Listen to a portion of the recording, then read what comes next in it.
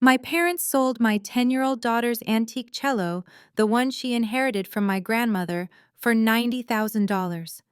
They took that money and built a saltwater pool for my sister's kids because apparently they deserve luxury while my daughter deserves nothing.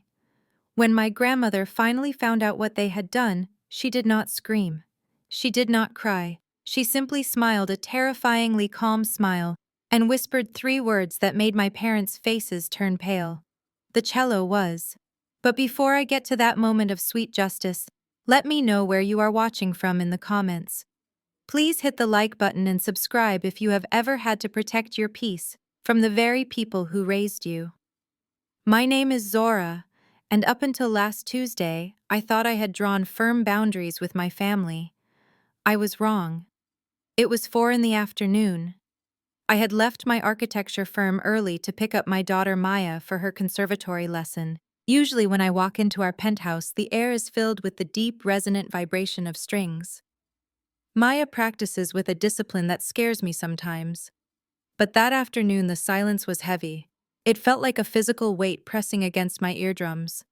I dropped my keys in the bowl and called out her name. No answer. A cold knot formed in my stomach, the kind of primal instinct only a mother knows. I ran down the hallway to her room. The door was wide open. Maya was sitting on the floor, her knees pulled up to her chest, staring blankly at the corner by the floor-to-ceiling window. That corner had been her sanctuary. It was where the stand usually held the cello case, a custom climate-controlled masterpiece itself. Now there was nothing but a rectangular outline of dust on the hardwood floor. The sunbeams that usually danced off the varnished wood now just hit empty space. It looked like a grave. Maya looked up at me and her eyes were dry, but they looked hollow, like the light inside her had been extinguished. "Mom?" she whispered, her voice trembling so much it barely carried across the room. They came in with a key. They took it. She did not have to say who they were. I knew. My blood ran cold, then instantly boiled into a heat I had never felt before. I pulled out my phone and opened the security camera app with shaking hands. I scrolled back 3 hours.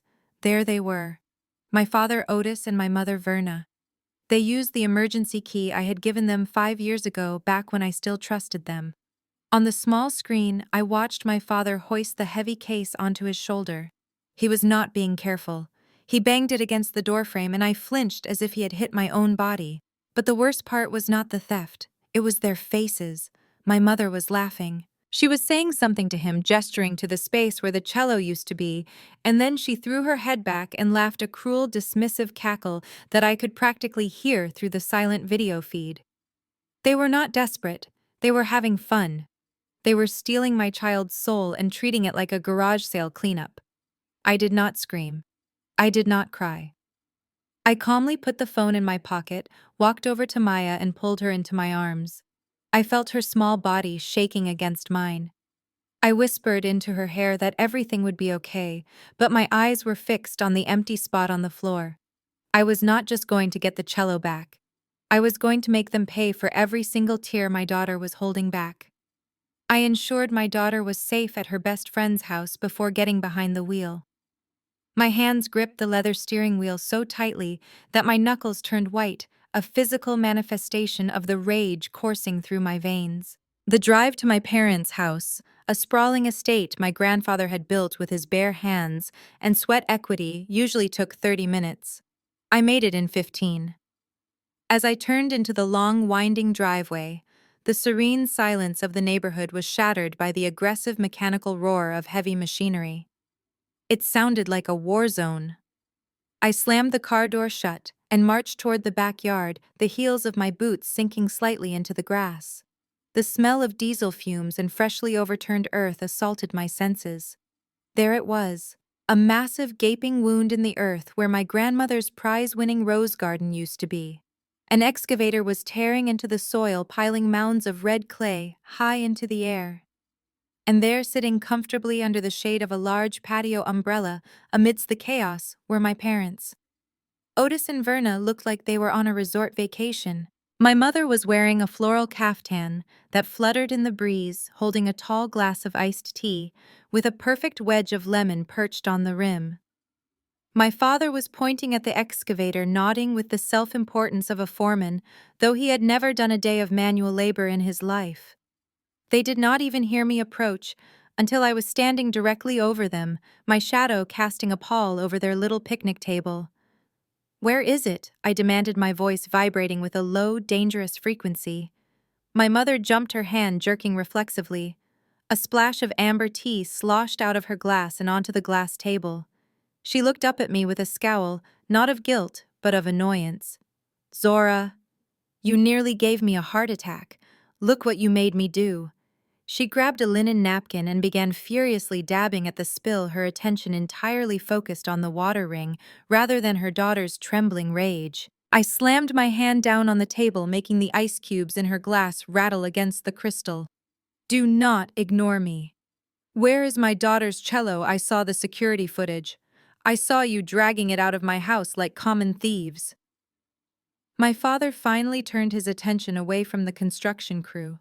He pulled a handkerchief from his pocket and wiped sweat from his forehead, looking at me with a mixture of pity and condescension. "We did not steal anything, Zora. We decluttered. That dusty old case was taking up valuable space in your apartment. You should be thanking us for handling it." "Thanking you," I choked out the words. "You entered my home without permission and took an heirloom." "We needed the liquidity," Otis said, simply gesturing grandly to the ugly hole in the ground. "Chloe's children need a proper place to swim this summer. You know public pools are unsanitary and the twins have such sensitive skin. They need a saltwater system." That old fiddle was just gathering dust, so we turned a dead asset into something the whole family can enjoy. I stared at them, unable to comprehend the level of narcissism on display. They had sold a piece of history, a connection to our ancestors, so my sister's children could have a luxury swimming pool. My mother took a long, slow sip of her tea, her eyes daring me to make a scene. "It is done, Zora. Stop being so dramatic. The man paid cash, and the contractors are already paid. Now move out of the way. You are blocking my view of the deep end." "You sold it for how much?" I asked, my voice barely rising above the growl of the machinery behind me. I needed to hear the number again. I needed to confirm the magnitude of their incompetence. Otis smiled, puffing out his chest, as if he had just closed a deal on Wall Street rather than fencing stolen property in his own backyard. $90,000, cold hard cash. The buyer was some antique dealer passing through town. He did not even haggle. I told him to take it or leave it, and he practically tripped over himself to hand me the briefcase. "Your mother and I counted it twice. It is enough to cover the pool, the landscaping, and maybe even a trip to the Bahamas for the two of us." I felt the blood drain from my face, leaving me lightheaded. I stared at my father, a man who prided himself on his street smarts, and I realized he was not just cruel, he was profoundly, dangerously ignorant. "You think you got a good deal?" I said, my voice trembling with a mix of fury and disbelief. "You think $90,000 is a victory? It is a fortune for a piece of old wood that nobody plays." Otis retorted, crossing his arms defensively. "You idiot!" I screamed, the sound tearing from my throat before I could stop it. That was not just a piece of wood. That was a Alessandro Galliano from 1760. It was crafted in Naples before this country even existed. It was appraised last year for insurance purposes at $420,000. You sold a nearly $500,000 instrument for the price of a mid-range luxury car. The silence that followed was heavy, but it was not the silence of realization. It was the silence of stubborn refusal. My father blinked, his smile faltering for a split second before his ego rushed in to repair the damage. He let out a short, dismissive laugh. 400,000, he mocked, shaking his head. "Do not be ridiculous, Zora. Now you are just making up numbers to try and make me look bad. No fiddle is worth that much unless it is made of solid gold. You always do this. You always have to be the smartest person in the room. You cannot just be happy that we found a way to improve the property value." "I am not making it up," I insisted, stepping closer, wishing I had the appraisal documents on me to shove in his face. "It is an antique. It is rare. The varnish alone is worth more than your car. You got swindled, Dad. You got played by a con artist because you were too greedy to ask me first. Verna chimed in, her voice dripping with disdain. Oh, stop it, Zora. You are just jealous because we did not give you a cut of the money. $400,000. Please. If it was worth that much, you would have sold it years ago instead of letting it sit in a dark corner of your apartment. You are lying to make your father feel small. It is pathetic, really. I looked between them, waiting for a flicker of doubt, a sign that the reality of their financial blunder was sinking in. But there was nothing. Just the glazed look of two people who had decided long ago that their version of the truth was the only one that mattered. They genuinely believed I was the villain for bursting their bubble. My father turned back to the excavator, waving his hand at me as if swatting away a fly. Go home, Zora, he said over his shoulder. You are upsetting your mother. And stop telling lies about the money. We got a great price, and that is final. I stood there for a moment longer, watching the red Georgia clay being piled high, realizing that arguing with them was like screaming at a brick wall. They would never admit they were wrong. Not until the consequences were so severe they could no longer be ignored. I turned on my heel and walked back to my car, the sound of their laughter following me like a curse. They thought the transaction was over. They had no idea the bill was just coming due. The sliding glass door opened with a smooth, expensive glide, and out stepped Brad. He was wiping barbecue sauce from the corner of his mouth with a paper towel, wearing a pastel polo shirt tucked into beige shorts and boat shoes. He looked like he had just stepped off a yacht, a stark contrast to the destruction happening a few feet away. He didn't look at me with fear or guilt. He looked at me with the weary patience of a high school principal dealing with an unruly student. He walked over and placed a possessive hand on my father's shoulder, a gesture that silently screamed he was the new patriarch of this household. Zora. Let's lower the volume, shall we? Brad said, his voice smooth and incredibly patronizing. You are making a scene in front of the neighbors. We need to look at this rationally, not emotionally. I tried to advise Otis on the best way to leverage the family's assets, and frankly, you should be thanking me. Thanking you, I spat out. You are not even family, Brad. You are a guest. Technically, I am the one managing your parents' retirement portfolio now, since you were too busy with your little landscaping projects. He countered, a smirk playing on his lips. Look, let me break it down in terms you might understand. That cello was what we call a non-performing asset. It was sitting in a dark room collecting dust, generating zero revenue. It was dead equity. By liquidating it, we converted a stagnant item into a high-yield improvement for the property. This pool, it is going to add at least 15% to the appraisal value of the house. That is basic real estate economics, Zora. I thought as an architect you would appreciate the value of structural upgrades. I stared at him, my jaw tightening. He was using buzzwords to justify theft. He was explaining money to me as if I hadn't built my own firm from the ground up, while he was still answering phones at his father's brokerage. And let's be honest about the girl. Brad continued, taking a step closer, his voice dropping to a conspiratorial whisper that felt like slime. Maya is a sweet kid, really. But let's not pretend she is the next prodigy. I have heard her practice Zora. It is cute. But it is just noise. It is screeching. Selling that instrument was a mercy. Now she does not have the pressure to perform on something that is clearly above her skill level. We did her a favor. Now she can just be a normal kid and swim with her cousins instead of being forced into some high-culture box she does not fit into. The microaggression hit me like a physical slap. The implication was clear. High-culture box. He meant classical music wasn't for us. He meant a black girl from Atlanta didn't belong on a stage playing a European instrument. He meant we should be content with a pool in the backyard and stop reaching for things he deemed above our station. My parents nodded along with him, looking at this mediocre white man as if he were an oracle delivering divine wisdom. They were so desperate for his approval, so desperate to be adjacent to his whiteness, that they let him insult their own granddaughter's talent. Brad checked his watch, a heavy Rolex that probably cost less than the bow of the cello he had just sold. "Look, the money is already allocated," he said, with a finality that made my blood boil. "The contractors are booked. The pool happens. The pool.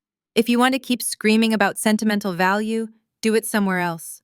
We have a schedule to keep." He turned his back on me, dismissing me, entirely confident that his logic was unassailable. He thought he had won. He thought he was the smartest man in the yard. He had no idea he had just confessed to a federal crime in front of a witness who knew exactly how to destroy him. Just when I thought the lineup of betrayal was complete, the screen door slid open again, but this time with a sharp, irritated rattle. My younger sister Chloe stepped onto the patio. She was wearing a matching designer athleisure set that I knew for a fact cost more than my monthly car payment, an outfit she likely charged to one of the emergency credit cards I had foolishly given our parents. She held a baby monitor in one hand and a glass of rosé in the other, squinting in the sunlight, as if my presence was a blinding nuisance. "Can you keep it down?" Chloe snapped, not even bothering to say hello. Her voice was a high-pitched whine that she had perfected in childhood to get whatever she wanted. "The twins are trying to nap Zora. Your screaming is vibrating the whole house." I looked at her, incredulous. I pointed a trembling finger at the massive roaring excavator tearing up the backyard not 20 feet away. "The heavy machinery is literally shaking the foundation, Chloe." "But my voice is the problem." She waved her hand dismissively, the exact same gesture our mother used. "That is the sound of progress, Zora. That is the sound of my children getting the lifestyle they deserve. You coming over here and screeching like a banshee is just negative energy. God, you are so selfish. It is always about you, isn't it? You and your precious career and your precious Maya." "Selfish." I repeated the word, feeling the absurdity of it choke me. "I am selfish. You just sold my daughter's instrument to build a pool for your kids. And why shouldn't they have a pool?" Chloe shot back, stepping down from the patio to stand beside her husband. Brad put his arm around her waist and she leaned into him, creating a united front of entitlement. "Look at this summer, Zora. It is going to be a scorcher. My boys are active. They need to move. They need to swim. They are growing boys with energy to burn. They cannot sit inside all day like Maya." She paused for effect, a cruel little smile playing on her lips. "And let's be real, sis. That cello." It was depressing. All those sad, low songs Maya plays. It sounds like a funeral in that apartment. It brings the whole mood down. My kids need sunshine and exercise, not that gloomy screeching. We did you a favor getting rid of it. Now maybe Maya can go outside and play like a normal child instead of pretending to be some little Beethoven. I stared at my sister, seeing her clearly for the first time in years. I saw the jealousy simmering under her skin. She hated that Maya had a talent. She hated that I had a career. She hated that while she was still living under our parents' roof at 31, playing the role of the helpless princess, I had built a life of my own. Destroying the cello was not just about the money. It was about taking me down a peg. It was about silencing my daughter so her sons could make as much noise as they wanted. "You are jealous," I said quietly. "You are jealous that my 10-year-old has more discipline in her pinky finger than you have in your entire body." Chloe laughed, a harsh, brittle sound. "Jealous, please. I have a husband. I have beautiful sons. I have a family that actually sticks together. You are the one who is alone, Zora. You and your little wooden box. Well, not anymore. Now you are just alone. So go back to your penthouse and let us enjoy our home. We have a pool to build." She turned back to Brad and my parents, and the four of them formed a closed circle, their backs to me. They resumed their conversation about tile colors and deck chairs, effectively erasing me from existence. They thought I was defeated. They thought I would drive away and cry. But as I walked back to my car, the tears dried up, replaced by a cold, calculating resolve. They wanted to talk about who owned the home fine. We would talk about ownership. I pulled my phone out and dialed 911, my fingers trembling not from fear, but from the adrenaline of absolute betrayal. I reported a grand larceny in progress. I gave the address. I waited. When the patrol car finally rolled up the driveway, gravel crunching under its tires, I felt a surge of grim satisfaction. I thought this was the moment reality would crash down on Otis Verna and their smug son-in-law. I thought handcuffs were inevitable. I was naive. Two officers stepped out, adjusting their belts, looking bored before they even spoke to me. One was older with a tired face. The other was young and kept his hand near his holster. I rushed towards them, pointing an accusatory finger at my parents. "Officer, these people entered my home without permission and stole an instrument valued at nearly $500,000. They admitted to selling it. That is a felony. That is grand theft." The older officer looked at me, then at the upscale house, then at the white man standing comfortably on the patio sipping a drink. He did not see a victim. He saw a domestic squabble in a wealthy neighborhood. He sighed. "Ma'am, calm down. Who are these people?" "They are my parents," I said, hating how the words sounded, hating that biology tied me to thieves, but that does not give them the right to rob me. Otis stepped forward, then moving with the slow, non-threatening posture of a man who knows he holds all the cards. He didn't look like a criminal. He looked like a concerned grandfather dealing with an unstable daughter. "Officer, I am Otis Robinson. This is my wife, Verna." He reached into his back pocket and pulled out a folded, creased document. He handed it to the officer with a polite nod. "Before you arrest anyone, you might want to look at this. My daughter travels a lot for work. She can be forgetful. A few years ago, she signed a durable power of attorney granting me management over her assets and personal property to ensure nothing happens while she is away." I froze. The memory hit me like a physical blow. 5 years ago, before my career skyrocketed, I had taken a 6-month contract in Dubai. I had signed that paper so they could handle my mail and pay my bills if I got stuck overseas. I had trusted them with my life. I never revoked it because I never imagined they would weaponize it against me. "That was for emergencies," I screamed, desperation creeping into my voice. "It does not give you the right to sell my daughter's cello to build a pool." The officer scanned the paper, flipping to the back page. He looked at the signature, then at me. "Is this your signature, ma'am?" "Yes, but—" The officer handed the paper back to Otis. "Ma'am, this document is legally binding. It gives him broad authority over your personal effects. If you claim he misused that authority, that is a breach of fiduciary duty. So, arrest him," I demanded. "I can't," the officer said, his tone flat and final. "This isn't a criminal matter anymore. It is a civil dispute. You gave him legal access. If you don't like how he used it, you have to sue him in civil court. We can't arrest a man for selling property he has the legal paperwork to manage, but he stole it. It is a civil matter, ma'am," he repeated, turning his back on me. "Have a nice day, folks. Try to keep the noise down." I stood there paralyzed, watching the police cruiser back out of the driveway. The system I paid taxes into, the system I believed in, had just looked at a theft and called it paperwork. I turned back to the patio. My parents were already turning back to the construction crew. But Brad remained facing me. He took a slow sip of his drink and then he smiled. It wasn't a happy smile. It was a smirk of pure, unadulterated malice. He raised his glass in a mock toast, silently telling me that he knew this would happen. He knew the loophole. He knew they were untouchable. I was alone. The law wasn't coming to save me. I realized then that if I wanted justice, I would have to carve it out myself, and I would have to be far more ruthless than they ever imagined. I walked back into my penthouse, the heavy oak door clicking shut behind me, sealing out the noise of the city and the memory of that excavator tearing up the earth. My sanctuary usually felt expansive, filled with light, and the promise of success. But tonight it felt hollow. The silence was not peaceful. It was heavy pressurized like the air before a thunderstorm.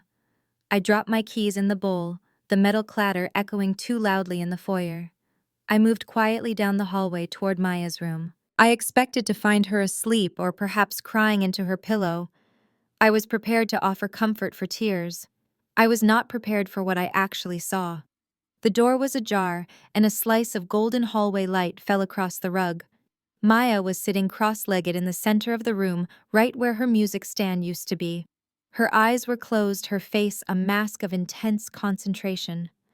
Her left hand was raised, fingers curling and vibrating against an invisible neck. Her right arm moved back and forth in a smooth, sweeping arc, bowing an instrument that did not exist. She was playing the air. She was playing the ghost of her cello. I stood frozen in the doorway, my hand covering my mouth to stifle a sob that tried to claw its way out of my throat.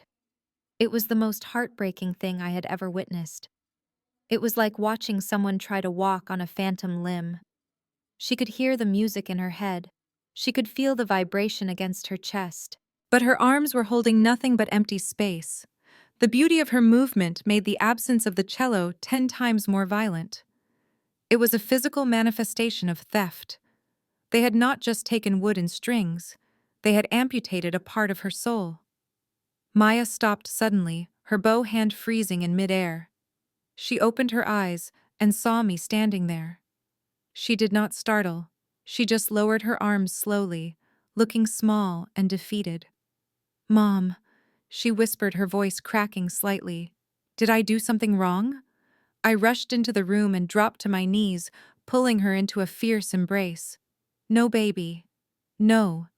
You did nothing wrong. You are perfect." "Then why do Grandma and Grandpa hate me?" she asked. The question hung in the air, simple and devastating. It was not an accusation. It was a genuine inquiry. She was trying to find the logic in their cruelty. She was trying to figure out what defect in her character justified them selling her most prized possession to build a swimming pool for her cousins. "They do not hate you, Maya," I lied, smoothing her hair back. "They are just confused. They made a bad mistake."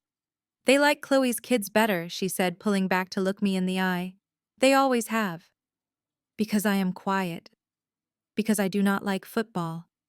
Because I am like you." That last part shattered me. She had internalized the family dynamic perfectly at 10 years old. She knew she was the outsider because she was my daughter.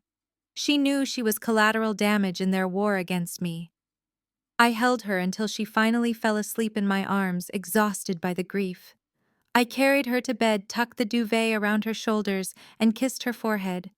I walked out of her room and went straight to the liquor cabinet. I poured a glass of amber bourbon, no ice, filling it dangerously high. My hands were shaking. I drank it in one long burn, letting the alcohol sear the back of my throat. It was not to numb the pain. It was to control the rage. If I did not sedate myself right now, I was going to drive back to that house and burn it to the ground. I needed a clear head. I needed a plan. They had hurt my child. They had made her question her worth. And for that, I was going to systematically dismantle their entire lives. My phone began to buzz against the marble countertop. It started as a single vibration, then a double, and within seconds, it was a continuous angry hum that threatened to shake the glass of bourbon right off the table. I picked it up, dread pooling in my stomach. It wasn't a phone call. It was a barrage of notifications. Instagram, Facebook, TikTok. I opened the first notification and there was Chloe's face filling my screen.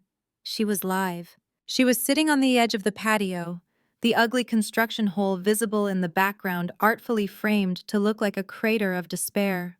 Her eyes were red and puffy, a filter applied to enhance the tragic aesthetic. "I don't usually bring family drama online," Chloe sobbed into the camera, wiping away a tear that looked suspiciously like a drop of saline solution. "But I just don't know what else to do. My sister Zora, you guys know Zora, the big successful architect, she just called the police on our parents."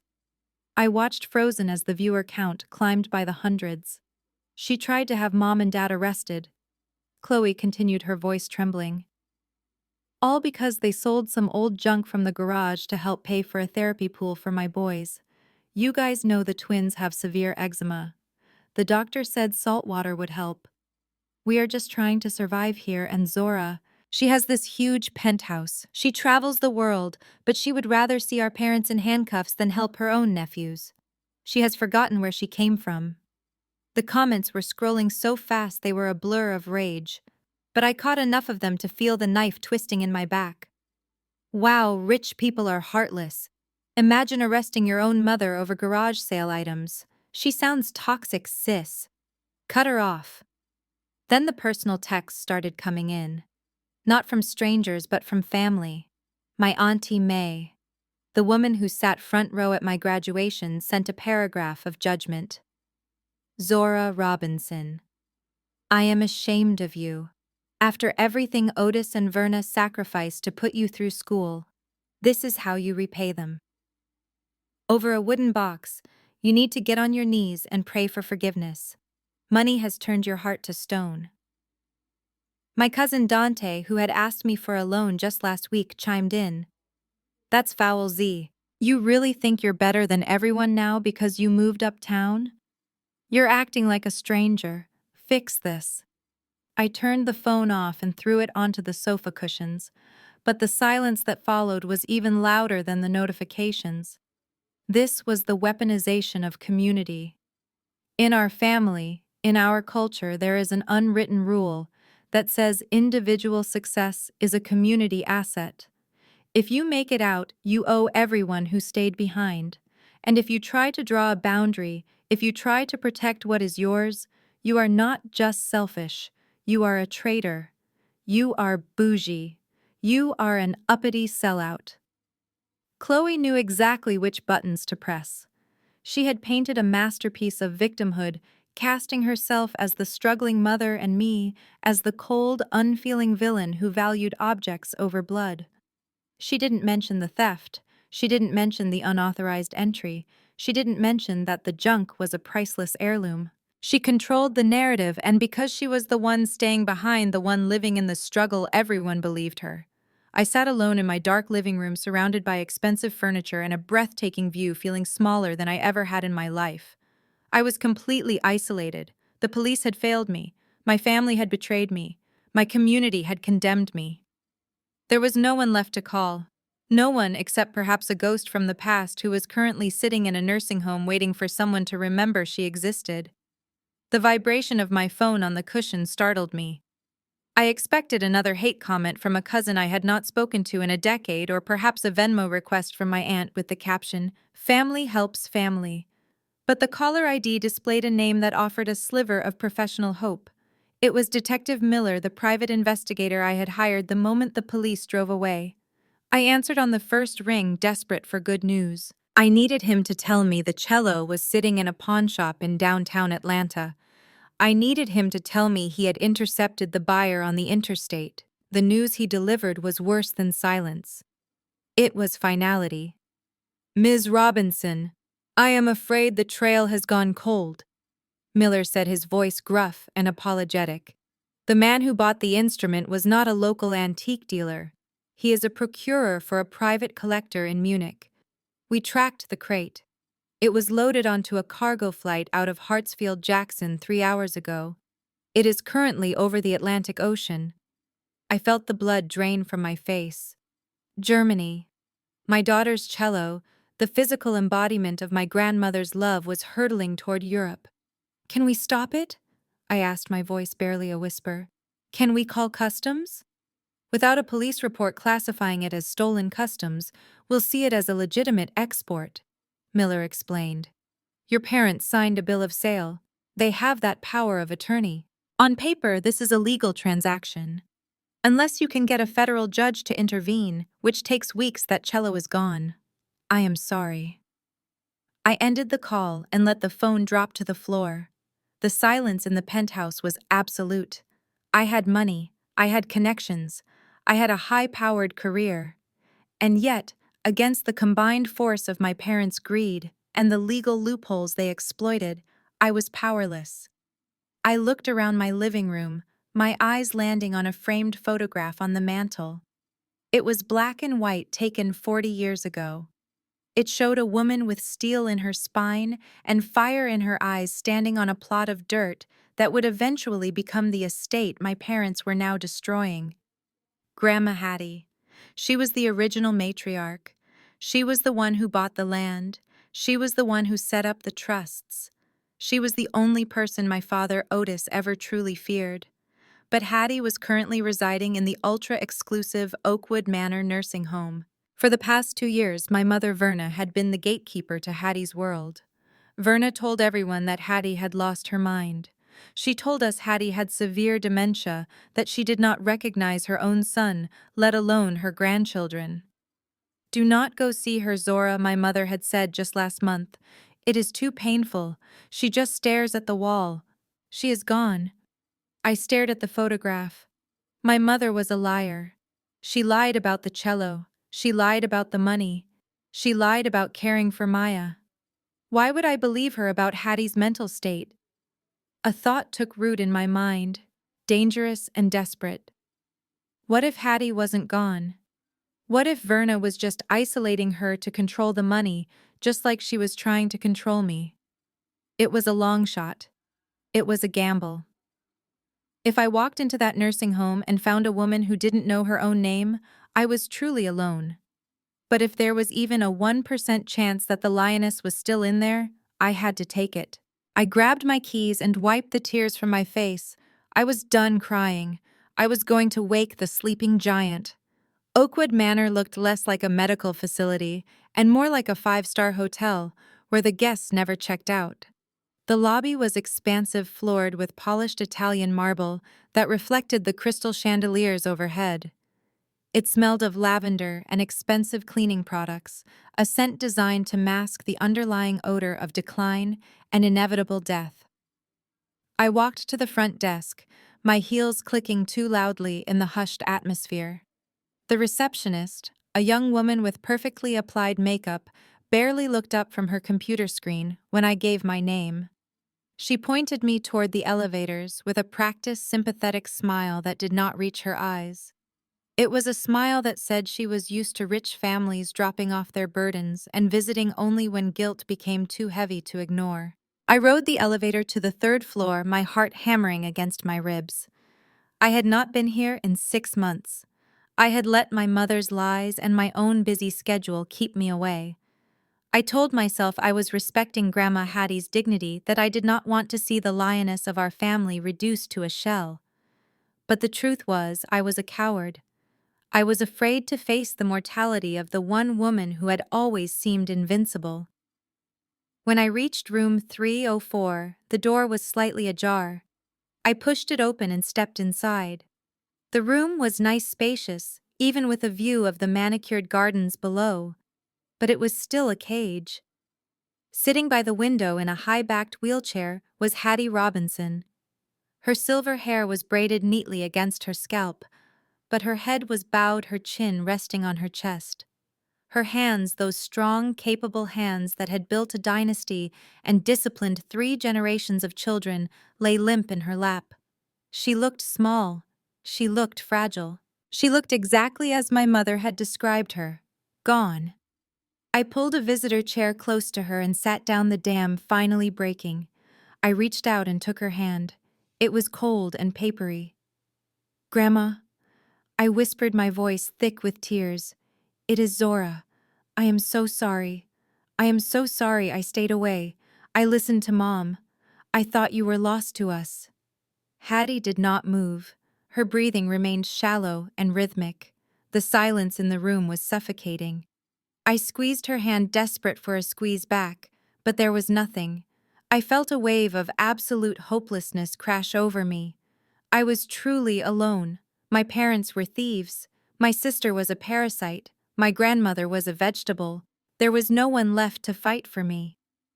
I just didn't know who else to tell. I continued speaking to the silence because I had nowhere else to put the pain.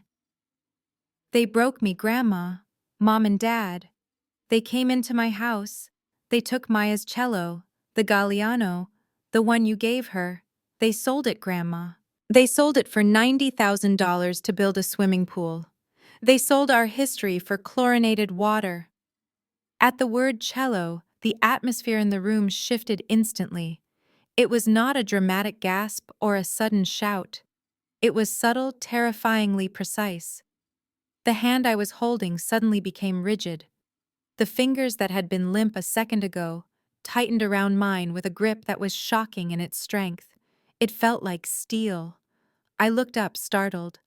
Hattie's head slowly lifted. Her chin came off her chest. She turned her face toward me and her eyes opened. They were not cloudy. They were not vacant. They were sharp, clear, and burning with a cold, focused fury that I had not seen since I was a child. The dementia was not there. The confusion was not there. Hattie Robinson was fully present, and she looked like a general waking up to find the enemy inside the gates. "Stop crying, child." The voice that cut through the sterile air of the nursing home room was not the frail, confused whisper I expected. It was a command. It was deep, resonant, and dripping with authority. I blinked, tears still blurring my vision, and looked at my grandmother. The transformation was physically impossible, yet it was happening right in front of me. Hattie Robinson did not just lift her head, she seemed to inflate. Her spine straightened, snapping into the perfect posture of a woman who had once commanded boardrooms. The vacuous look in her eyes vanished, replaced by a gaze so sharp it felt like it could cut glass. She reached over to the bedside table, grabbed a tissue, and shoved it into my hand. "Dry your face, Zora," she ordered, her voice steady. "You look like a raccoon. And we do not weep over spilled milk. We buy the cow and shut down the dairy." "Grandma," I stammered, completely disoriented. You are back. The doctors said you had advanced dementia. Mom said you did not even know what year it was." Hattie let out a short, derisive snort. "Your mother Verna is a fool. She sees what she wants to see. If she thinks I am a vegetable, she stops asking me for money. If she thinks I am senile, she speaks freely in front of me. You would be amazed at what people say when they think nobody is listening. I have spent the last 2 years playing the part of the invalid, because it was the only way to see who in this family actually loved me and who was just waiting for me to die." She leaned forward, her grip on my hand tightening until it almost hurt. "And now, I know." They stopped visiting. They cut my physical therapy budget to buy designer handbags. And now you tell me they have desecrated the legacy of my husband by selling that cello. That instrument was not just wood, Zora. It was the soul of this family. Selling it for a swimming pool is not just theft, it is treason. I watched in awe as she pulled a small, sleek burner phone from inside her knitting bag. I realized then that she had been running her own operations from this room the entire time. She dialed a number from memory, her fingers moving with precision. "Arthur," she said into the phone, her tone turning icy. "It is Hattie. Yes, I am awake. No, the fog has lifted. I need you to dust off the crimson file. Yes, that one. And Arthur, bring the eviction paperwork, the draft we prepared 3 years ago. We have a breach of the morality clause." She listened for a moment, a cruel little smile playing on her lips. "No, do not warn them. I want to see their faces. Meet us at the estate on Sunday. We are going to a pool party." She snapped the phone shut and looked at me. The frail old woman was gone. In her place sat the matriarch who had built an empire from nothing. She smoothed the blanket over her lap, not with the trembling hands of a patient, but with the decisive movements of a judge preparing to deliver a sentence. "You thought you were alone, Zora," she said, her eyes softening just a fraction as she looked at me. "You are never alone as long as I draw breath." They mistook my silence for weakness. They are about to learn that the lioness does not roar at the jackals until she is ready to snap their necks. Now stand up. Go home. Buy a black dress. We have a funeral to attend. Not mine, theirs. For the next 7 days, I became a ghost. I stopped answering my mother's texts, which shifted rapidly from defensive to accusatory, and finally to triumphantly smug when I did not reply. I ignored the family group chat, where Chloe posted daily updates of the pool construction captioning photos of the blue tiles with hashtags like blessed and summer vibes. To them, my silence was the sound of defeat. They imagined I was curled up in my penthouse crying over a lost antique, accepting my place at the bottom of the family hierarchy. They thought they had broken me. They had no idea that silence is not always surrender. Sometimes it is the sound of a weapon being loaded. While they were busy picking out deck chairs, I was sitting in a mahogany-paneled conference room in downtown Atlanta with Arthur, my grandmother's personal attorney for 40 years. Arthur was 70 years old, a man who moved with the slow, deliberate grace of a predator who knows he has already caught his prey. He had the crimson file open on the desk between us. Inside were the original trust documents Hattie had signed 2 decades ago, documents my parents had never bothered to read in full because they were too busy spending the dividends. "This is a bloodbath," Arthur said, his voice dry as parchment, as he reviewed the evidence I had gathered. The unauthorized sale of trust property, the elder abuse disguised as care, the misappropriation of funds. Zora, we do not just have grounds to sue them. We have grounds to destroy them. We spent hours drafting the paperwork. We prepared affidavits. We prepared a motion for an emergency injunction. And most importantly, we finalized the eviction notice based on the morality clause my father had unknowingly violated the moment he sold a stolen heirloom. Every evening I visited Hattie at the nursing home. We did not cry anymore. We strategized. She sat in her wheelchair like a general reviewing battle plans, her mind sharper than it had been in years. She coached me on exactly what to say when we arrived at the party. She told me not to lose my temper, but to let the facts do the screaming. She was passing the torch of the matriarchy to me, teaching me that in our world, power is not about who shouts the loudest, but about who holds the deed. On Saturday afternoon, the day before the party, I went shopping. I drove to Phipps Plaza and walked into the most exclusive boutique in the wing.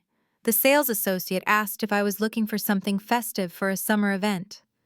I looked her in the eye and said no. I told her I needed something black. I needed something that looked like mourning, but felt like armor. I found a silk midi dress with a high neck and sharp structured shoulders. It was severe, elegant, and intimidating. It was not a dress you wore to drink mimosas by a pool. It was a dress you wore to bury your enemies. I bought it without looking at the price tag. As I stood in front of the dressing room mirror, smoothing the black fabric over my hips, I finally recognized the woman staring back at me. The scared, people-pleasing daughter was gone. In her place stood the new executor of the Robinson estate. My family was expecting a victim to show up to their party. They had no idea they had invited the Grim Reaper. The courier arrived at my penthouse door at exactly 10 in the morning on Saturday. He was holding a thick cream-colored envelope that felt heavy in my hand, the kind of stationery usually reserved for weddings or state dinners. I tipped him, closed the door, and carried the object to my kitchen island. The return address was embossed in gold foil. The Robinson estate. My stomach turned. They had never called it an estate before. It was just the house. But now, with a hole in the ground filled with salt water, they had delusions of aristocracy. I slid a letter opener under the wax seal. Yes, they had actually used a wax seal and pulled out the card. It was a masterpiece of pretension. Otis and Verna Robinson, along with Bradley and Chloe Miller, cordially invite you to the grand opening of the Family Aquatic Center. The font was a sweeping calligraphy that was difficult to read. They weren't just inviting me to a barbecue, they were inviting me to witness their victory. They wanted me to stand by that pool, admire the blue water, and implicitly forgive them for the theft that paid for it. My phone buzzed on the counter. It was Brad. Of course it was Brad.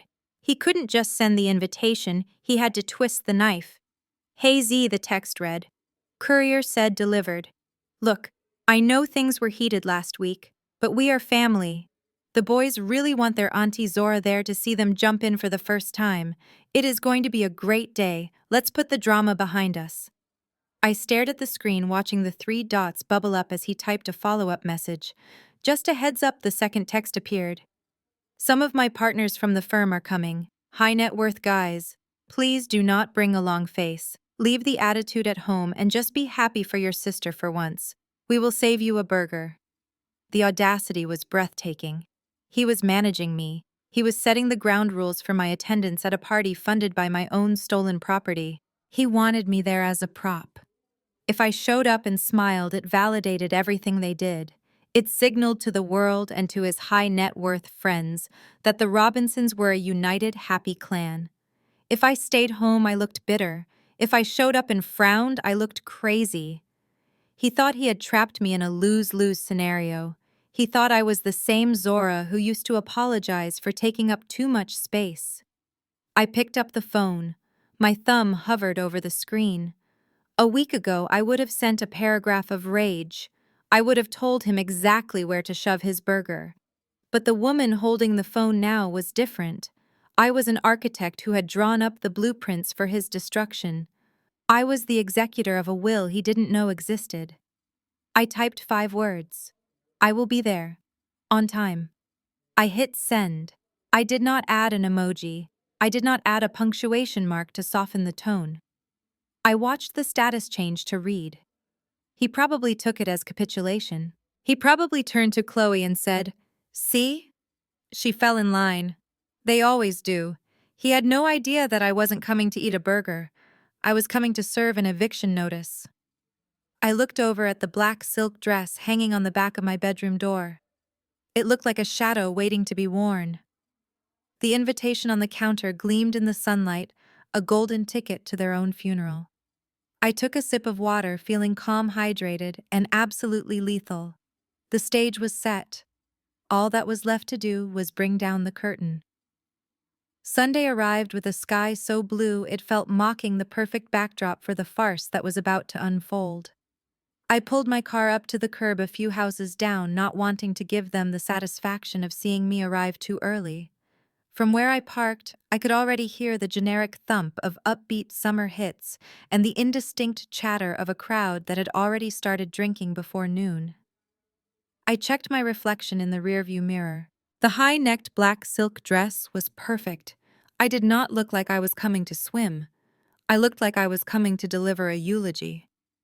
I walked up the driveway, my heels clicking rhythmically on the pavement. The gate to the backyard was propped open with a cooler welcoming the world into the scene of the crime. I stepped through and stopped, taking a moment to survey the transformation. The yard was unrecognizable. The massive hole I had seen a week ago was now a pristine turquoise expanse of salt water shimmering aggressively in the sunlight. It was beautiful, objectively speaking. It was also the most expensive tombstone in history, a $90,000 monument to betrayal. But it was the people that made my stomach turn. Brad had not lied about his guest list. The backyard was filled with people who looked exactly like him. Men in pastel polo shirts and boat shoes, holding craft beers and talking loudly about market volatility and interest rates. Women in designer sundresses clutching glasses of white wine, their eyes scanning the perimeter to judge the landscaping. This was not a Robinson family gathering. There was no soul music, no spades game on the card table, no loud laughter echoing off the fences. This was a networking event for Brad's firm, hosted on land that my grandfather had bought with sweat and blood. And then there were my parents. I watched Otis and Verna, and for a second I almost felt pity. Almost. They were dressed in their Sunday best, trying desperately to look like the lord and lady of the manor. But the dynamic was painfully clear. They were not hosting this party. They were working it. My father was rushing between groups of Brad's colleagues with a tray of sliders, laughing too hard at jokes he clearly did not understand, eager to be acknowledged by these men half his age. My mother was following a group of women around with a bottle of chilled wine, refilling their glasses before they were even empty, beaming every time one of them deigned to say thank you. They thought they had ascended. They thought that by selling the cello and building this pool, they had bought entry into this upper echelon world.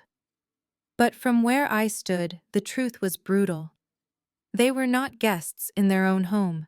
They were the help. They had sold their heritage to become unpaid servers for their son-in-law's friends. Brad stood by the deep end holding court, gesturing to the pool as if he had dug the hole himself. He didn't even look at my parents. He snapped his fingers at my father when a guest dropped a napkin, and I watched my father, the man who used to terrorize me with his strict rules, scurry to pick it up. The shame of it burned hotter than the sun. They had traded a legacy of dignity for the illusion of acceptance. I took a deep breath, smoothing the silk of my dress. They wanted to play pretend. They wanted to act like they owned this land and this life. It was time to remind them who actually signed the checks. I signaled to the driver of the black car that had just pulled up behind mine. The door opened, and Hattie Robinson stepped out, her cane hitting the pavement with the force of a gavel. The party was officially over.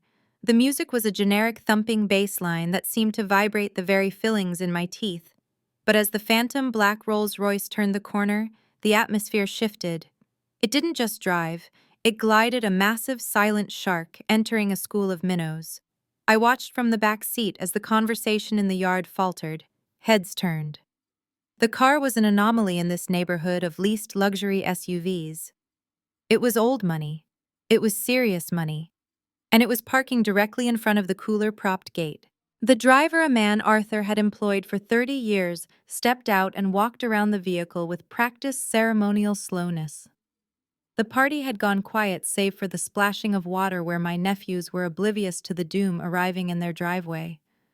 The driver opened the rear door. I stepped out first, my black dress absorbing the sunlight, standing tall as the herald of judgment. A ripple of confusion went through the crowd. They saw the dress. They saw the lack of a smile. But they were not looking at me. They were looking at the open door behind me.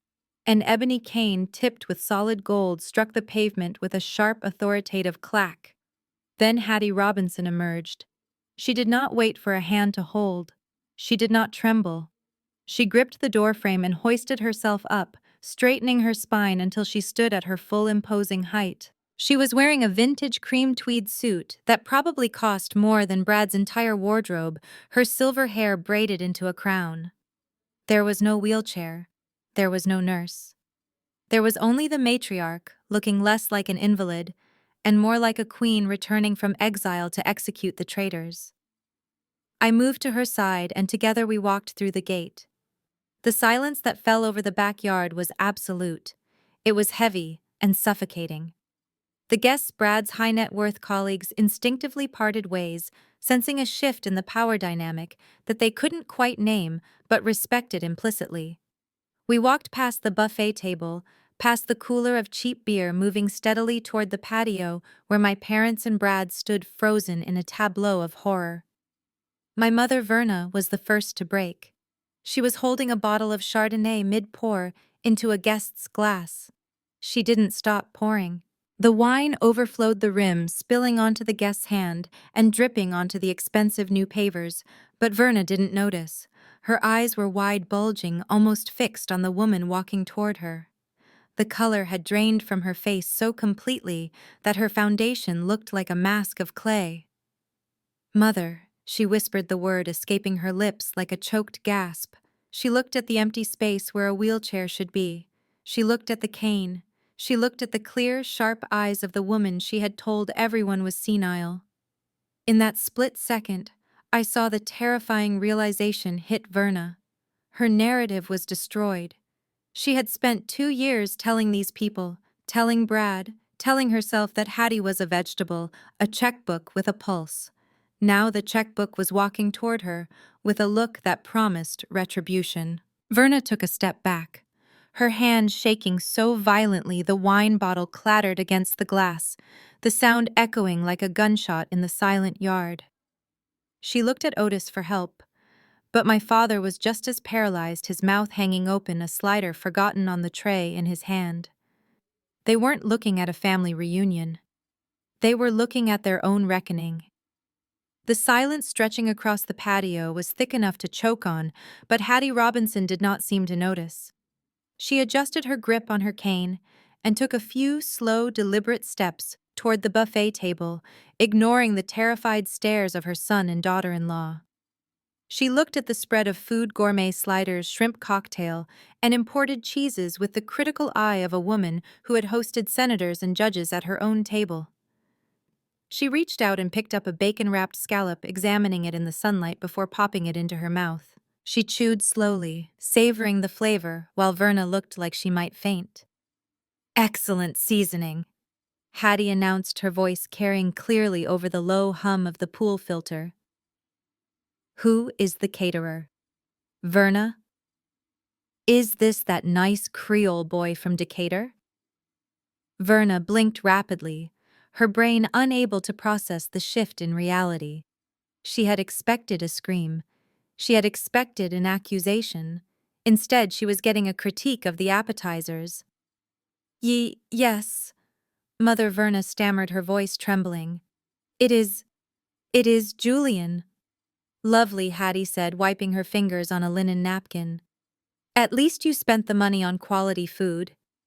The tension in the yard instantly deflated, replaced by a wave of confusion.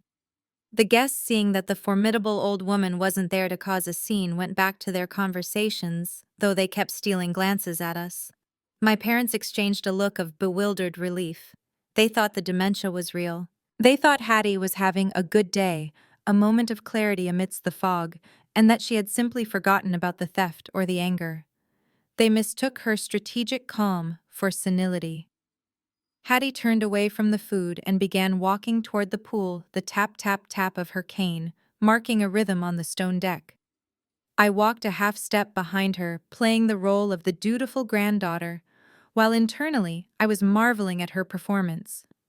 She walked right to the edge of the deep end, looking down into the shimmering blue water that had cost her family their integrity. Brad saw his opening. He detached himself from a group of investors and strode toward us, a wide plastic smile plastered on his face. He adjusted his polo shirt, exuding the confidence of a man who believes he can charm his way out of a burning building. He didn't see an executioner. He saw a frail old lady he could manipulate.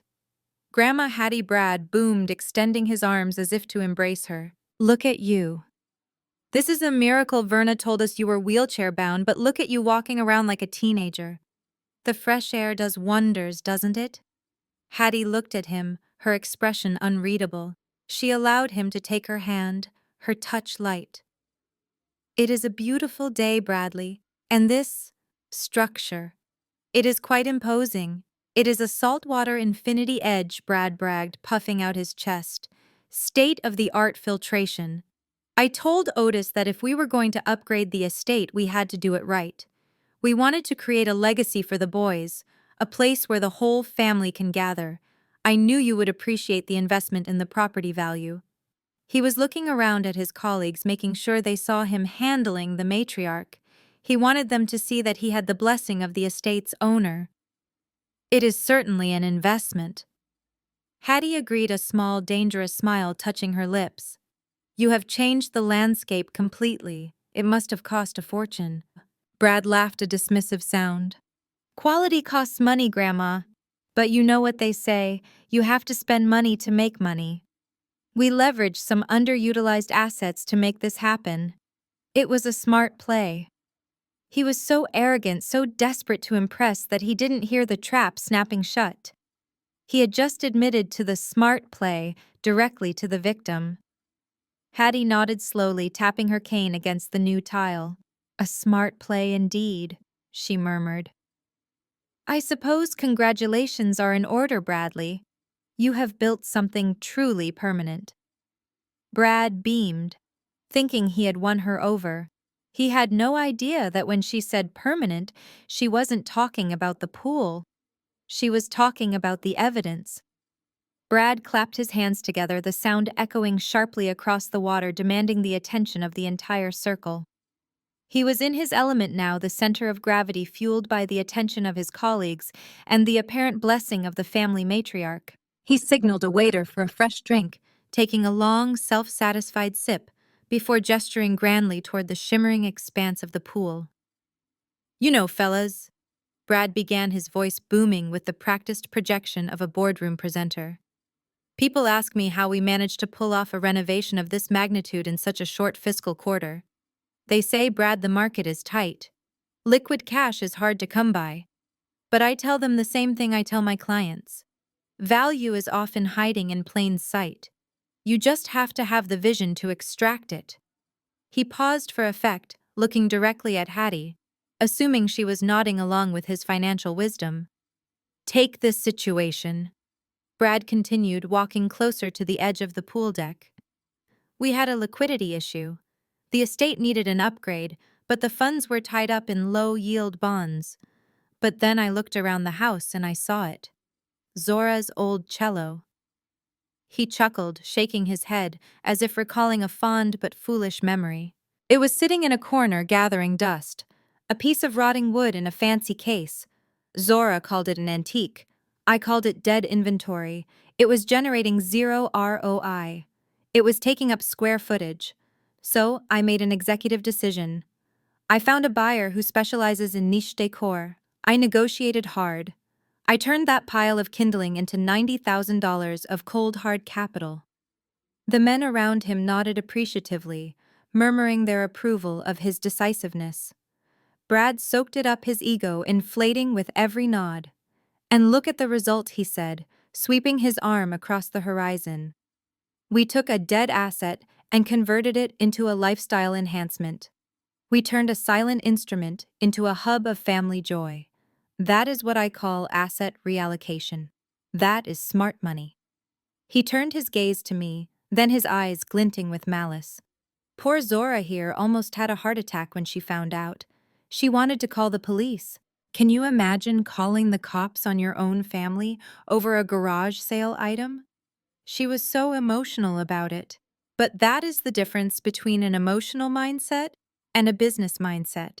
You cannot let sentimentality get in the way of progress. Right, Grandma?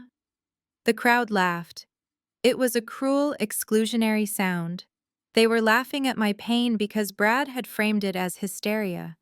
He had successfully painted me as the unreasonable, hysterical woman standing in the way of his brilliant vision. He looked at me with a smirk that said, I won. He had humiliated me in front of the matriarch, in front of his friends, and in front of my parents. He had publicly confessed to the sale, bragging about it as a resume highlight, completely unaware that he had just handed Hattie the final nail for his coffin. I stood perfectly still, my face a mask of cool indifference. Inside, I was memorizing every word. I was recording the laughter. I watched my parents nervously joining in the chuckle, desperate to stay on the winning side. They thought this was the victory lap. They thought the story ended here with Brad as the hero and me as the punchline. They did not notice Hattie's grip tightening on her cane. They did not see the predatory gleam in her eyes. Brad had just confessed to selling trust property without authorization. He had framed it as a business transaction. He had made it undeniable. He thought he was giving a toast to his success, but he was actually reading his own Miranda rights. The laughter of the crowd washed over me, but it did not sting like it would have a week ago. Instead, it sounded like evidence. I looked at Brad, who was beaming with the pride of a man who had just told a fishing story where he wrestled a shark. He expected me to cry. He expected me to storm off. He wanted a reaction that would prove his point about my emotional instability. I decided to give him something else entirely. I decided to give him an interrogation. I took a slow, deliberate step forward, my heels clicking on the stone deck. I kept my face neutral, my voice level and loud enough to be heard by the circle of investors surrounding us. Just so I understand correctly, Brad, I said, pitching my voice to Carrie. You are saying that you personally identified the cello as a financial asset, arranged the sale, and handled the transaction yourself. You were the sole architect of this deal.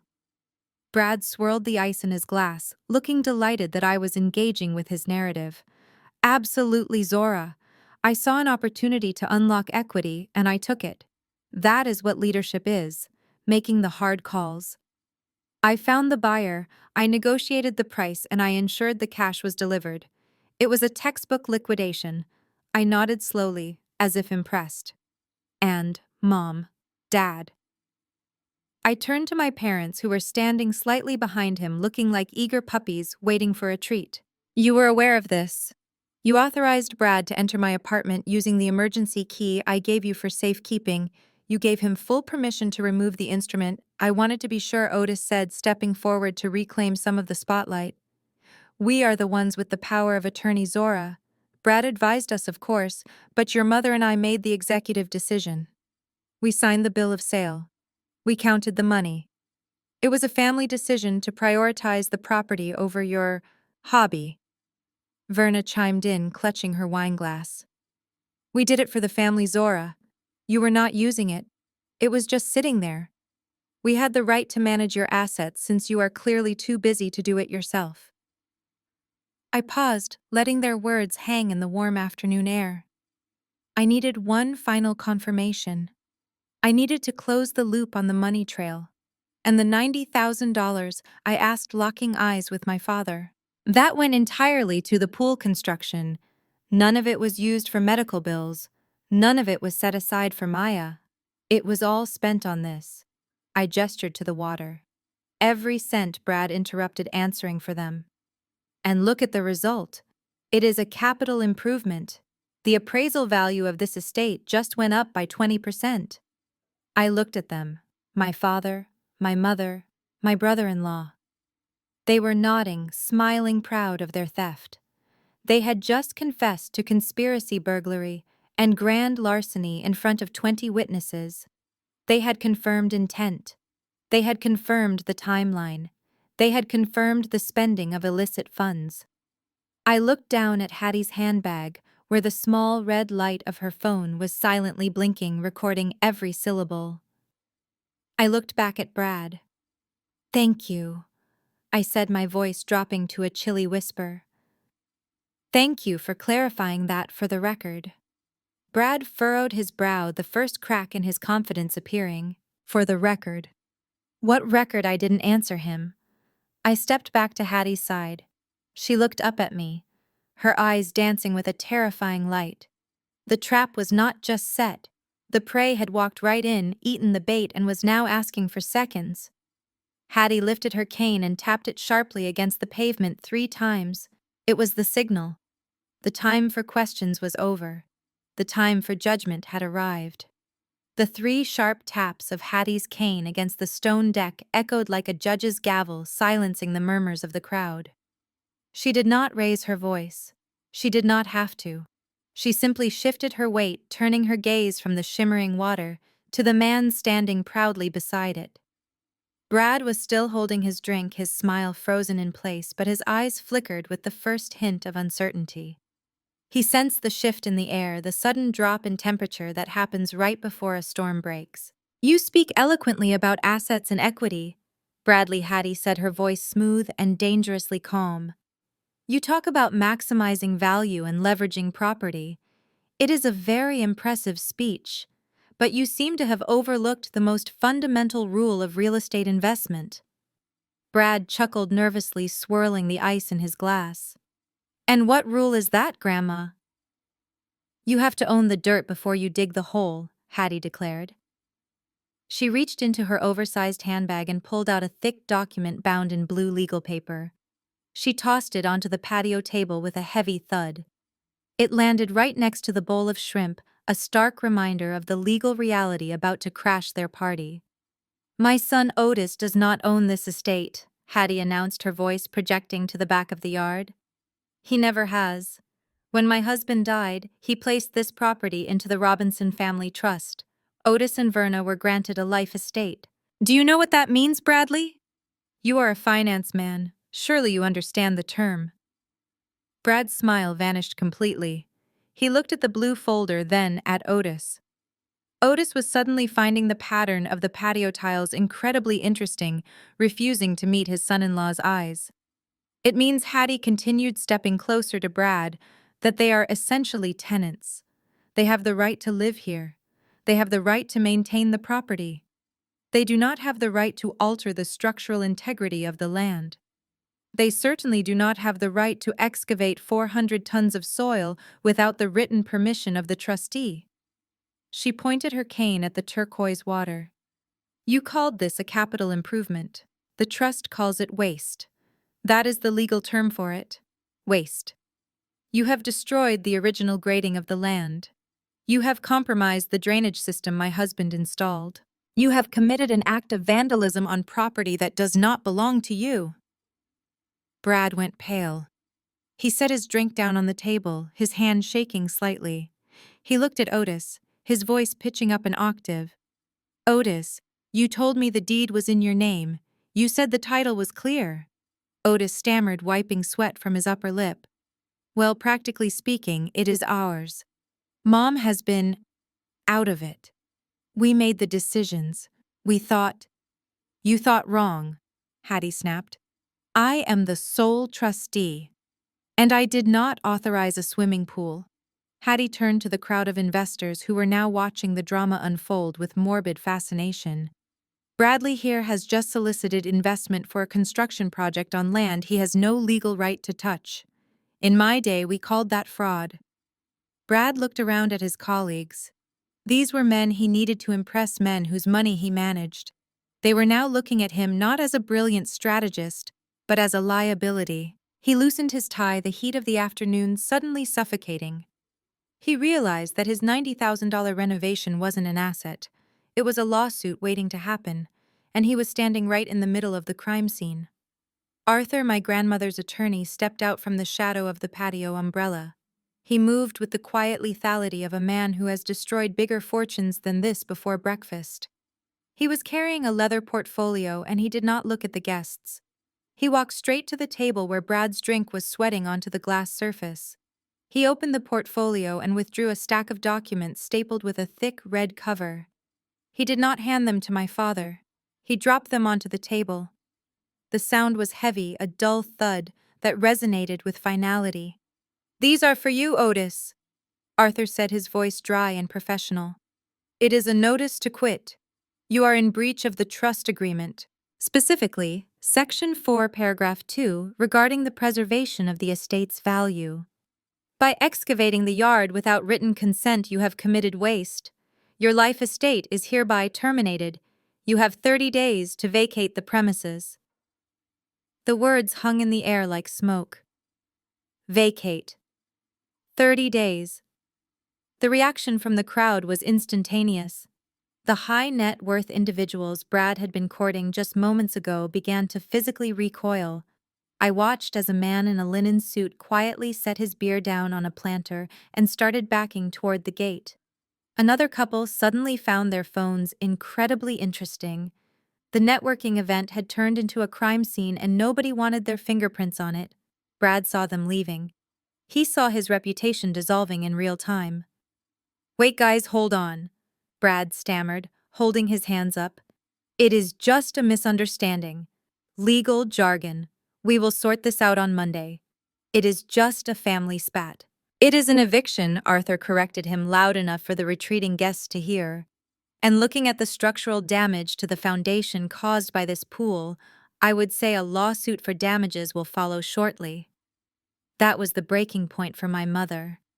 Verna, who had been staring at the papers as if they were a venomous snake, suddenly erupted. The shock gave way to a primal, ear-splitting shriek. She threw her wineglass to the ground, shattering it against the expensive new pavers.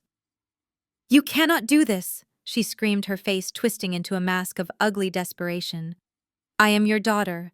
This is my home. I have lived here for 40 years. You cannot kick me out on the street because of a hole in the ground. We did this for the family. We did this for the grandchildren. How can you be so cruel? She rushed toward Hattie, reaching out to grab her arm, but my grandmother didn't flinch. She simply shifted her cane, creating a barrier between them. Verna collapsed onto a deck chair, sobbing loudly, creating a spectacle of victimhood. She looked around at the few remaining guests, wailing about how she nursed Hattie, how she sacrificed everything, how ungrateful the elderly can be. Hattie watched the performance with cold, detached eyes. She waited for Verna to gasp for breath before she spoke. Her voice cut through the sobbing like a razor. You did not do this for the family, Verna. You did it for your ego. And as for cruelty, you taught me everything I know. You left me to rot in that nursing home so you could siphon money from my accounts. You thought I was helpless. You were wrong. Hattie leaned down, bringing her face close to Verna's tear-stained cheeks. And do not waste all your tears on the house, Verna. Save some. You are going to need them, because losing the roof over your head is the least of your problems. This eviction is merely the warm-up act. We haven't even discussed the federal crime yet. Brad, who had been trying to salvage his social standing, froze. The color drained from his face for the second time that day. He looked from the eviction papers to Hattie's merciless expression. He realized then that the pool wasn't just a breach of contract. It was the evidence of something far darker, and Hattie was holding the match that would burn his entire world to ash. Brad ran a hand through his hair, destroying the perfect coif he had spent 20 minutes styling in the reflection of the new patio doors. He was looking at the eviction notice as if it were written in a foreign language, his mind racing to find a financial solution to a legal catastrophe. He turned to Hattie, his voice taking on a wheedling, desperate tone. Look, Grandma. Hattie, let us be reasonable. I understand you are upset about the yard. I get it. We should have asked. That is on us. But eviction. That is extreme. We can fix this. I will write a check right now. We will fill in the pool. We will bring in the best landscape architects in Atlanta to restore the garden exactly how you liked it. I will pay for everything plus a premium for the trouble. Just tell me the number. Everyone has a number, right? He reached for his inner jacket pocket, presumably to pull out a checkbook, trying to buy his way out of consequences. He still thought this was a transaction. He still thought he was dealing with a disgruntled landlord. Hattie laughed. It was a dry, rasping sound that had no humor in it. She looked at him with genuine pity. You poor, simple boy, she said, shaking her head slowly. You think the dirt is the problem? The dirt is just the beginning. You can fill the hole, Bradley. You can replant the roses, but there is one thing you cannot buy back because it was never yours to sell in the first place. Brad froze his hand halfway to his jacket. What are you talking about? Hattie took a step forward, leaning heavily on her cane, her eyes locking onto his. The cello, she whispered. The Alessandro Galliano. You called it a dead asset. You said it was just gathering dust. You assumed because you are arrogant and lazy that it was just an old family heirloom passed down through the will. You did not bother to check the provenance, did you? Otis stepped in, trying to defend his son-in-law. Mom, we know it was Dad's cello. He left it to us. We had the right to sell it. Hattie spun on her heel to face her son. Your father did not leave it to you, Otis. Your father did not own it when he died. The yard went silent again. Even the water in the pool seemed to stop rippling. 40 years ago, when your father retired from the symphony, he made a donation. Hattie announced, her voice ringing out like a bell. He donated his entire collection to the National Museum of American History, the Smithsonian Institution. I saw Brad's mouth drop open. The word Smithsonian hit him like a physical blow. Hattie smiled, a predator closing in for the kill. However, because of your father's contribution to American jazz, the curators agreed to a special stipulation, a permanent loan arrangement. The instrument was allowed to remain in the physical custody of the Robinson family, provided it was played by a direct descendant and maintained in a climate-controlled environment. It is not our property, Bradley. It is the property of the United States government. It is a piece of national cultural heritage on loan to us. She pointed her cane at his chest. When you sold that cello, you did not commit petty theft. You did not sell Zora's property. You fenced stolen federal property. You trafficked a national treasure across international borders without an export license. Do you know who investigates crimes involving the theft of major cultural artifacts? She didn't have to answer. We all knew. But she said it anyway, savoring the syllables. It is not the local police, Bradley. It is the FBI Art Crime Team, and unlike the local police, they do not care about your power of attorney paperwork. They only care that you sold something that belongs to the American people. Brad staggered back his legs, hitting the edge of a deck chair. He looked at the gate, then at the eviction papers, then at Hattie. The checkbook in his pocket was suddenly useless. He wasn't looking at a lawsuit anymore. He was looking at a federal indictment. The arrogance that had fueled him for the last hour evaporated, leaving behind only the naked terror of a man who realizes he has just destroyed his entire life for a swimming pool. I stepped out from behind my grandmother, my heels clicking on the patio stones with the rhythmic precision of a ticking clock counting down to 0. Brad looked at me, his eyes wide and pleading, begging me to say that Hattie was confused, that she was lying, that this was all a sick joke. I did not give him that comfort. Instead, I gave him a legal seminar he would never forget. "You are a finance guy, Brad," I said, my voice projecting clearly to the silent, horrified guests remaining in the yard. "You understand risk assessment, you understand liability, but you seem to be having trouble grasping the jurisdiction here. Let me clarify the situation for you. If this were just my personal property, you would be looking at a civil lawsuit. We would sue you for the value of the cello, maybe get punitive damages, and you would lose your bonus for the year. That is civil court. That is about money." I took a step closer, invading his personal space, forcing him to look at the woman he had dismissed as emotional and irrational. "But because that cello belongs to the Smithsonian Institution, this is no longer a civil dispute. It is a federal crime. Specifically, you have violated the National Stolen Property Act. You have also violated the Theft of Major Artwork Act. And because you shipped it to a buyer in Munich, you have committed international trafficking of stolen cultural property."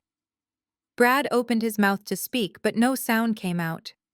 He looked like a fish gasping for air on a dock. His hands were trembling so violently that the ice in his glass was chiming like a distress signal.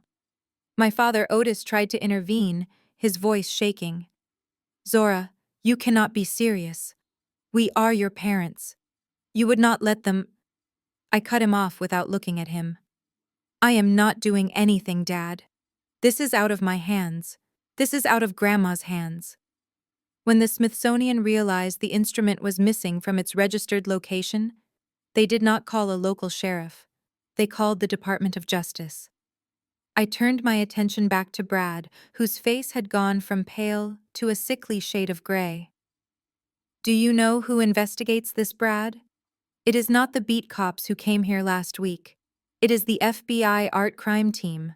They are a specialized unit. They do not care about your excuses. They do not care about your pool. They care about recovering national heritage, and they are very, very good at their jobs." I let the silence stretch for a heartbeat, letting the acronym sink in. FBI. The moment those 3 letters left my lips, the glass slipped from Brad's sweating fingers. It didn't fall in slow motion like in the movies. It fell fast and hard, shattering against the expensive stone deck with a violent crash that made everyone jump. Shards of crystal and expensive scotch exploded outward, splashing onto his designer loafers. He stared down at the mess, his breath coming in short, panicked rasps. He looked at the broken glass, and for the first time he saw his future. He wasn't the smart investor anymore. He wasn't the man of the house. He was a federal target. The arrogant smirk that had been plastered on his face for years was gone, replaced by the hollow, terrifying realization that he was about to trade his country club membership for a federal prison cell.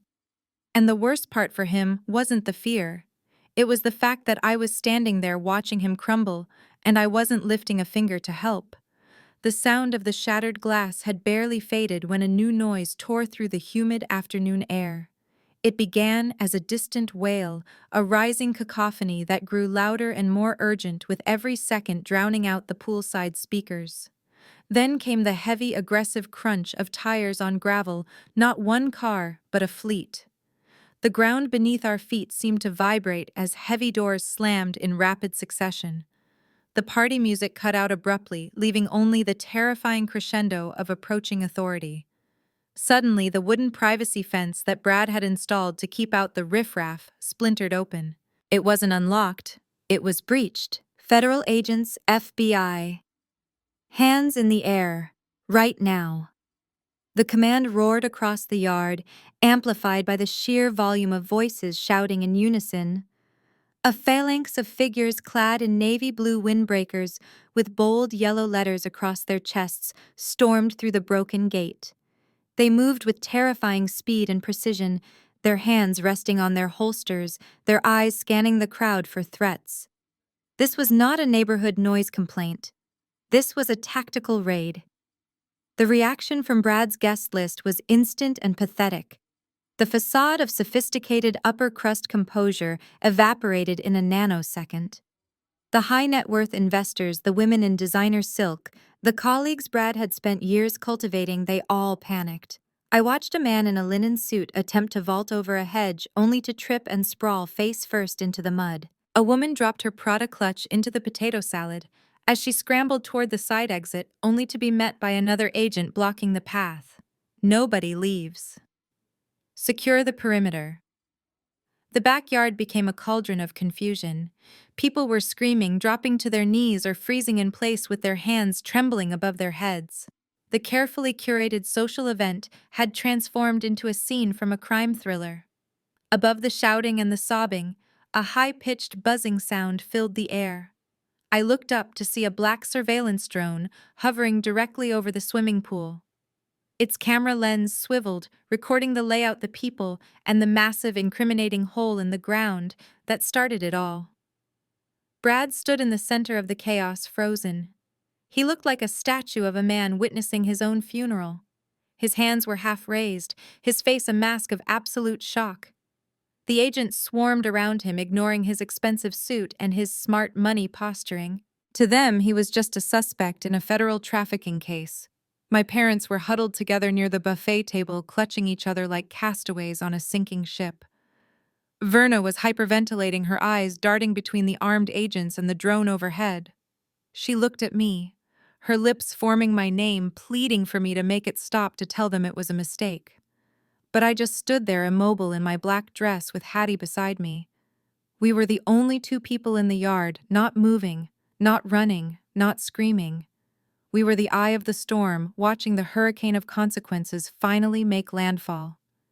The illusion of the Robinson family's rise to glory was being dismantled, agent by agent, right in front of the neighbors.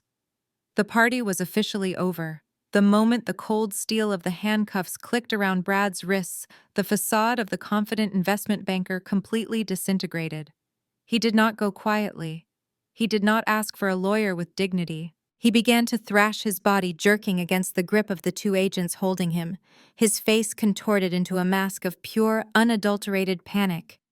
The sweat was pouring down his forehead now, ruining his collar, but he was too busy screaming to care about his appearance.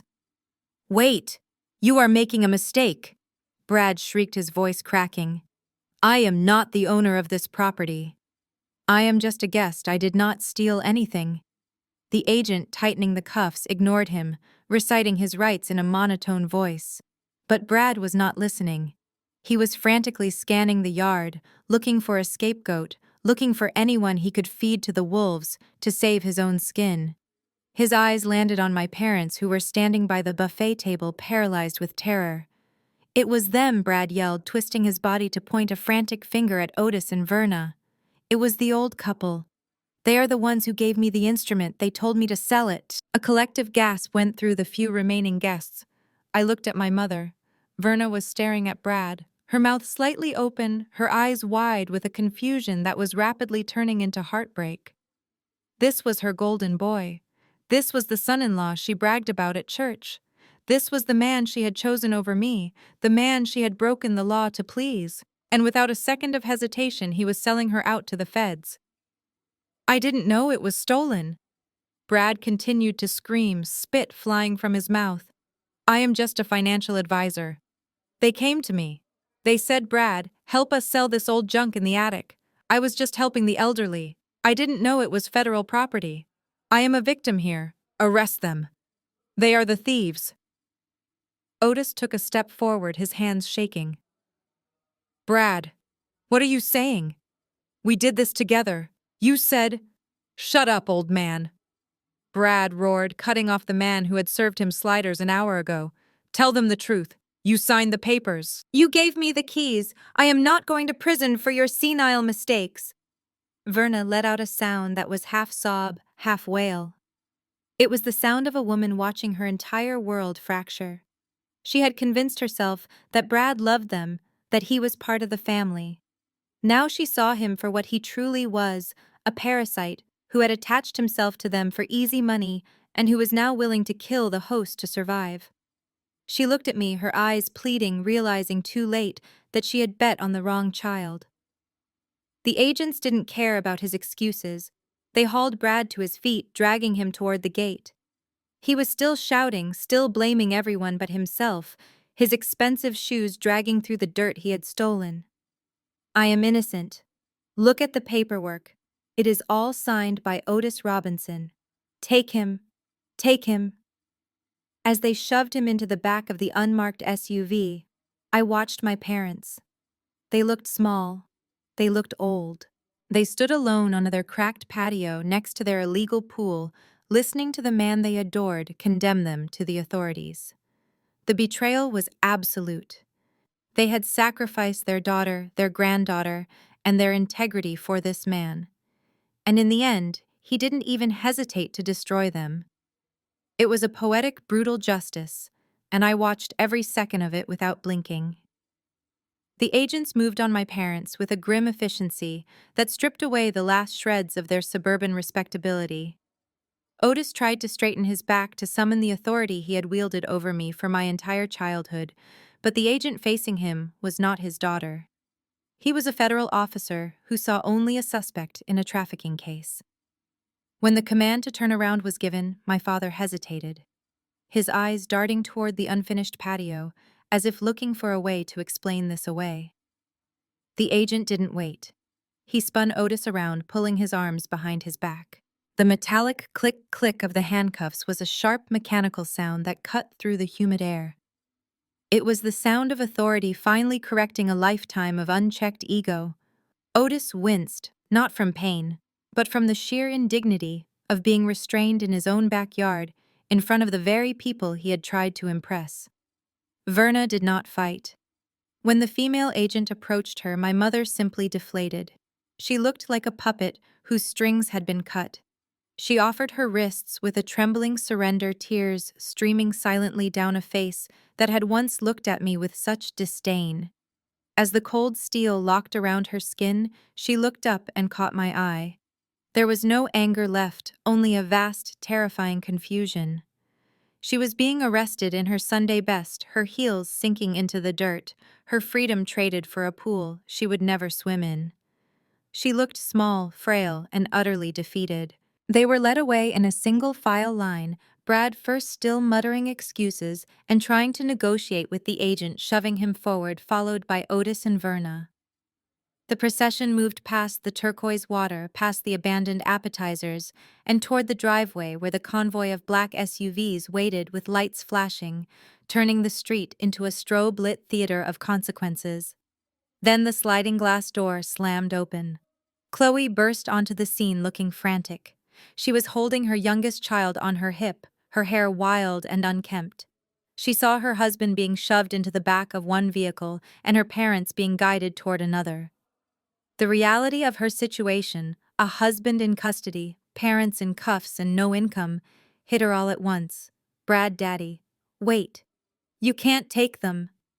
She ran down the driveway, stumbling in her expensive sandals, screaming at the convoy. Who is going to pay the contractors? Who is going to pay the mortgage? Brad, tell them. An agent stepped in her path, his hand raised in a firm, immovable stop gesture. Step back, ma'am. This is a federal crime scene. Do not interfere or you will join them. Chloe hit the agent's arm like a bird hitting a window, bouncing back hysterical. She wasn't crying for their safety, she was crying for her lifestyle. She was watching her safety net drive away in government vehicles. She stood there gasping, realizing she was now the head of a household with zero assets and a mountain of debt. Beyond the yellow police tape that was already being strung up, the neighborhood had gathered. The people Brad had wanted to impress, the neighbors my parents had tried to outshine, they were all there. But they weren't admiring the landscaping.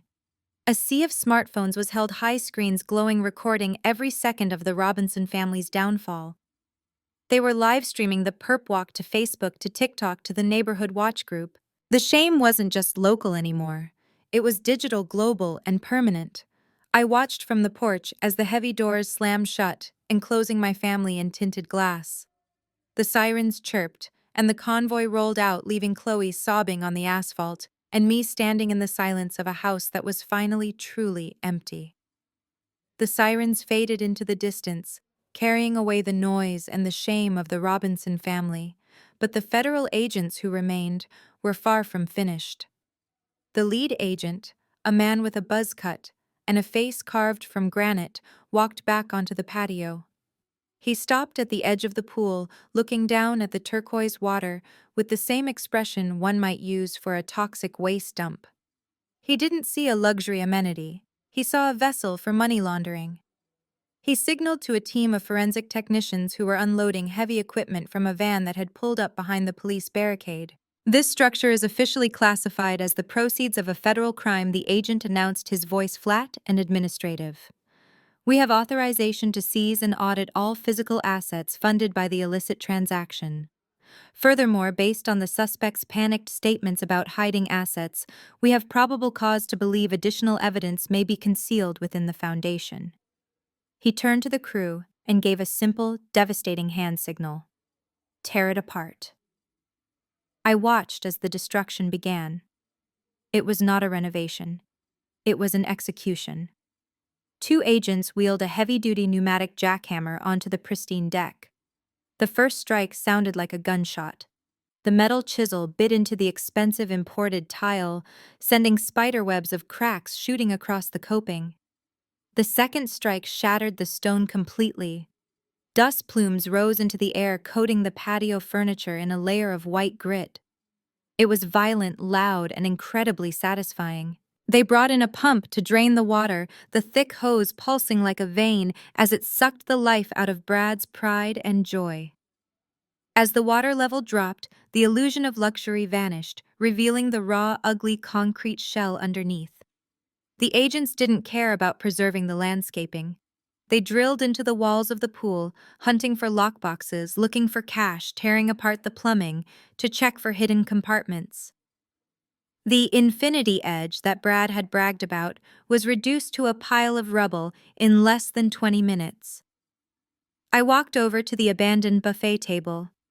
The ice in the bucket had melted, but the bottle of expensive red wine my mother had opened for her guests was still there, breathing. I picked up a clean glass, one of the few that hadn't been shattered in the chaos, and poured myself a generous measure. The wine was dark, rich, and tasted like victory. I walked to the edge of the safety perimeter, sipping the vintage, and watched the demolition. The roar of the jackhammers was deafening, a mechanical symphony that drowned out Chloe's distant wailing from the street. I watched a massive chunk of the pool wall crumble and fall inward, splashing into the muddy, receding water. It was the physical manifestation of their greed being dismantled. Every crack in the concrete was a receipt for the pain they had caused Maya. Every pile of debris was a monument to their hubris. Hattie moved up beside me, leaning on her cane, her eyes fixed on the ruin. She didn't look sad. She looked like a gardener who had finally pulled up a deep, rotting weed. A waste of good concrete, she noted dryly, watching a technician take a sledgehammer to the filtration system. It is not a waste, Grandma, I replied, swirling the wine in my glass. It is a correction. We stood there together, two generations of women who had survived the betrayal, watching the government reclaim the land. The sun began to set, casting long, jagged shadows across the broken yard. The pool was gone. The money was gone. The family was gone. And as I took another sip of wine, I realized that for the first time in years, the air at the Robinson estate actually felt clean. Monday morning did not bring relief. It brought the bill. Brad was sitting in the sterile gray office of his defense attorney, his expensive suit rumpled from a night in a holding cell, smelling of stale sweat and the dried champagne from the party. He had managed to post bail by maxing out the last credit card he hadn't yet drained, but the freedom was an illusion. His personal phone, which had been buzzing incessantly since dawn, sat on the mahogany desk between him and his lawyer. It rang again. The screen flashed the name of the managing partner at his firm. "I need to take that," Brad said, his voice ragged and desperate, reaching for the device. "I can explain. I can spin this. I just need 5 minutes to tell them it is all a misunderstanding. It is just a family spat." His lawyer, a man with tired eyes who charged $600 an hour, moved the phone out of reach. "You do not speak to anyone, Bradley. You are a federal suspect. I will handle it." The lawyer swiped the screen and put the call on speaker. "This is legal counsel for Mr. Miller." The voice on the other end did not offer a greeting. It was cold, clinical, and dripping with corporate distance. "We are not calling for a discussion. We are calling to inform you that Mr. Miller's employment is terminated for cause effective immediately. Security has already boxed up his personal effects. His keycard has been deactivated." Brad couldn't help himself. He lunged forward, shouting at the speakerphone, "You can't do this. I am the top earner in the Southeast Division. This is a private matter. It has nothing to do with my portfolio, Mr. Miller." The partner's voice cut through the air like a guillotine. "You have been charged with a crime involving moral turpitude and fraud. Under FINRA regulations and our own compliance standards, you are a liability. We have already filed the U-5 form with the regulators, marking your termination as a disciplinary action. We have also notified the CFP board. Do not come to the building. If you step foot on the property, we will call the police." The line went dead. The silence that followed was heavy and absolute. Brad slumped back in his chair, his face losing all color. He knew what that meant. The U-5 form was the death warrant of a career in finance. It wasn't just a firing, it was a blacklisting. With a termination for cause on his record, no reputable firm would touch him. His Series 7 license, his certified financial planner designation, his reputation as a money genius, it was all gone. Vaporized. Then the lawyer turned his laptop screen around. "Look at this, Bradley." It was the homepage of a major financial news website. There below the stock ticker was a photo of Brad being shoved into the back of the FBI SUV. The headline was brutal in its simplicity. "Wealth manager arrested in federal art, sting allegedly sold, stolen Smithsonian artifact to build swimming pool." The article didn't paint him as a victim, it painted him as a fool. It detailed the raid, the fake, smart money speeches, and the sheer incompetence of the crime. The comments section was already filled with thousands of people mocking him. He wasn't just unemployed, he was radioactive. He had spent his entire life curating an image of success, and in one morning he had become the laughingstock of Wall Street. He put his head in his hands, realizing that the pool hadn't just cost him his freedom, it had cost him his name. The flashing lights of the federal convoy had barely faded when the reality of the structural damage set in. The lead agent slapped a bright orange notice on the front door of the estate. "Unsafe structure, do not occupy." Because Brad had compromised the foundation to build his vanity project, the house was now legally uninhabitable. My parents were in custody. Brad was in a holding cell, and Chloe was left standing on the driveway with 2 crying children and 3 hastily packed Louis Vuitton suitcases. She didn't look at me. She couldn't. She shoved the suitcases into the trunk of her white Range Rover, a car that was likely next on the seizure list, and buckled the twins into the back seat. She was operating on pure adrenaline, the kind that masks the pain of a severed limb. She thought she was just going to a hotel for the night. She thought this was a temporary inconvenience. She drove away without a wave, speeding toward the glittering skyline of Buckhead, aiming for the sanctuary of the St. Regis. But the federal government moves faster than a Range Rover. By the time Chloe stood at the marble reception desk of the 5-star hotel holding her platinum card with a trembling hand, the freeze order had already been executed. I wasn't there to see it, but I can imagine the scene perfectly. The receptionist, polite but firm, sliding the card back across the counter. "I am sorry, Mrs. Miller. The transaction was declined." "Do you have another form of payment?" Chloe would have tried them all. The black Amex, the joint Visa, The emergency card Otis had given her. Declined. Declined. Declined. The assets weren't just low, they were frozen pending a federal investigation into money laundering and trafficking. She was standing in a lobby that smelled of fresh lilies and wealth, realizing she didn't have enough liquidity to buy a bottle of water, let alone a sweet. She had to walk back out to the valet, humiliated, dragging her screaming children back into the car. She didn't end up at the St. Regis. She didn't end up at the Ritz. 2 hours later, she checked into a roadside motel off the interstate, the kind with neon lights that buzzed and doors that opened directly to the parking lot. She paid with the crumpled cash she found in the bottom of her purse, $60 and change. Sitting on the scratchy polyester bedspread, listening to the twins fight over a bag of vending machine chips, Chloe finally reached for her phone. She needed a lifeline. She needed her squad. She dialed Tiffany, her maid of honor, the woman who had spent all summer drinking wine by the pool that Brad had built. Ring, ring, ring, voicemail. She dialed Ashley, who had commented goals on every single one of her Instagram posts. Ring, ring, sent to voicemail. She dialed her cousin Dante. He didn't even let it ring, he rejected the call instantly. The silence of the phone was louder than the sirens had been. The social circle she had cultivated, the people she thought were her friends, were not loyal to her. They were loyal to the lifestyle. They were loyal to the pool, the parties, and the status. Now that she was the wife of a federal suspect, she was a social contagion. They weren't just busy, they were scrubbing her from their feeds. Chloe looked at the phone, then at the stained carpet of the motel room. The illusion of her perfect life had dissolved, leaving her exactly where she had started before she leached off my parents' alone broke, and realizing that without someone else's money to prop her up, she was absolutely nothing.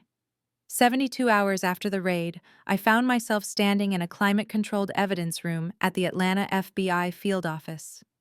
The air was sterile and cold, smelling of ozone and floor wax, a stark contrast to the humid chaos of the backyard party.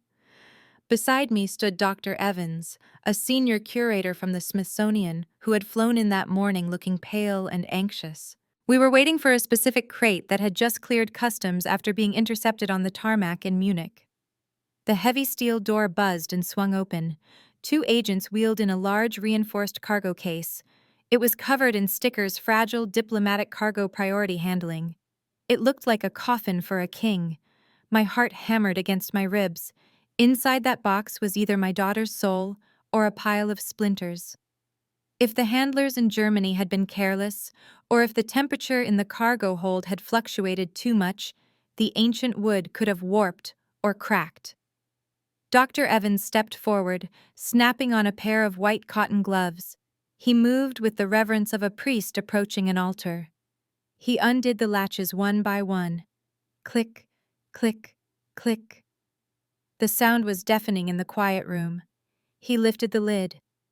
I held my breath. There it was. The Alessandro Galliano. It lay nestled in the custom-fitted velvet, the dark, rich varnish gleaming under the fluorescent lights. It looked untouched. It looked ancient and wise, mocking the stupidity of the people who had tried to sell it for pool money. Dr. Evans lifted it out gently, supporting the neck and the body, and placed it on the examination table. He pulled out a magnifying glass and a small LED light, beginning the inspection. He checked the scroll. He checked the F-holes. He ran his light along the seams where the wood joined, looking for stress fractures or separation. The silence stretched for 5 minutes, 10 minutes. I watched his face, waiting for a frown, a wince, anything that signaled disaster. Finally, he straightened up and let out a long, shaky exhale. "It is miraculous," he said softly. "Not a scratch. The bridge is intact. The sound post is perfectly aligned. It seems the buyer in Munich knew what he was buying. He used a professional art crate. If he had just thrown it in a cardboard box like your brother-in-law intended, this would be firewood. But it is perfect. Ms. Robinson, the instrument is unharmed." I felt a sob break loose in my chest, a physical release of tension that nearly brought me to my knees. It was safe. The legacy was safe. An agent stepped forward with a clipboard. "We need you to sign for custody, Ms. Robinson. Since the Smithsonian has reinstated the loan agreement based on your grandmother's intervention, you are authorized to take possession. I took the pen. My hand was shaking, but my signature was firm. I wasn't just signing a receipt. I was signing a treaty of victory. I looked at the cello one last time before Dr. Evans began packing it back up for transport to my car. It had traveled across the ocean, survived a felony sale, and come back home. It was resilient, just like Maya, just like me. I thanked the agents, took the handle of the case, and walked out of the federal building. The weight of the case in my hand felt heavy, but it was a good weight. It was the weight of history, and I was never going to let anyone take it from us again. I carried the heavy case into the living room, placing it gently on the Persian rug. The sun was setting, casting long golden shadows across the floor, painting the room in the colors of a bruising victory. Maya stood in the doorway. She was wearing her pajamas, looking small and fragile, her eyes fixed on the black case as if it were a bomb that might explode or a dream that might vanish. She did not run to it. She did not ask if it was real. She walked toward it with a slow, trembling reverence. Hattie sat in the armchair by the window, her cane resting against her knee, watching her great-granddaughter, with the intensity of a hawk watching its fledgling take flight. We didn't speak. There were no words left to say that hadn't already been said in police reports and eviction notices. This moment belonged entirely to the girl who had played the air for a week because her family had stolen her voice. Maya knelt and undid the latches. Click, click, click. She lifted the lid. The smell of old spruce and varnish filled the room, a scent more grounding than the earth itself. She ran her fingers along the neck, checking the strings, her touch ghost-light. Then she lifted the instrument out. She sat on the stool, settled the end pin into the floor, and raised her bow. I braced myself. I expected the music to be sad. I expected the mournful, weeping adagio that Chloe had mocked, the sound of a broken heart trying to mend itself. I was wrong. Maya didn't caress the strings. She attacked them. She drove the bow into the C-string with a ferocity that made me jump. A deep, guttural growl erupted from the cello, shaking the floorboards. It wasn't a lullaby, it was a war cry. She played with a rhythmic, percussive violence, her fingers flying up and down the fingerboard with a speed I had never seen before. The notes were sharp, jagged, and electric. It was the sound of the excavator tearing up the yard turned into art. It was the sound of the police sirens, the sound of glass shattering, the sound of her own silence finally breaking. She played with her eyes wide open, staring at the skyline, her jaw set in a hard line that mirrored my own. She wasn't playing for approval anymore. She wasn't playing to be the quiet one. She was occupying space. She was demanding to be heard. The music filled the penthouse, bouncing off the glass walls, a storm of sound that felt dangerous and alive. I looked over at Hattie. The old woman wasn't smiling in a soft, grandmotherly way. She was leaning forward, her hands gripping the armrests, her eyes gleaming with fierce pride.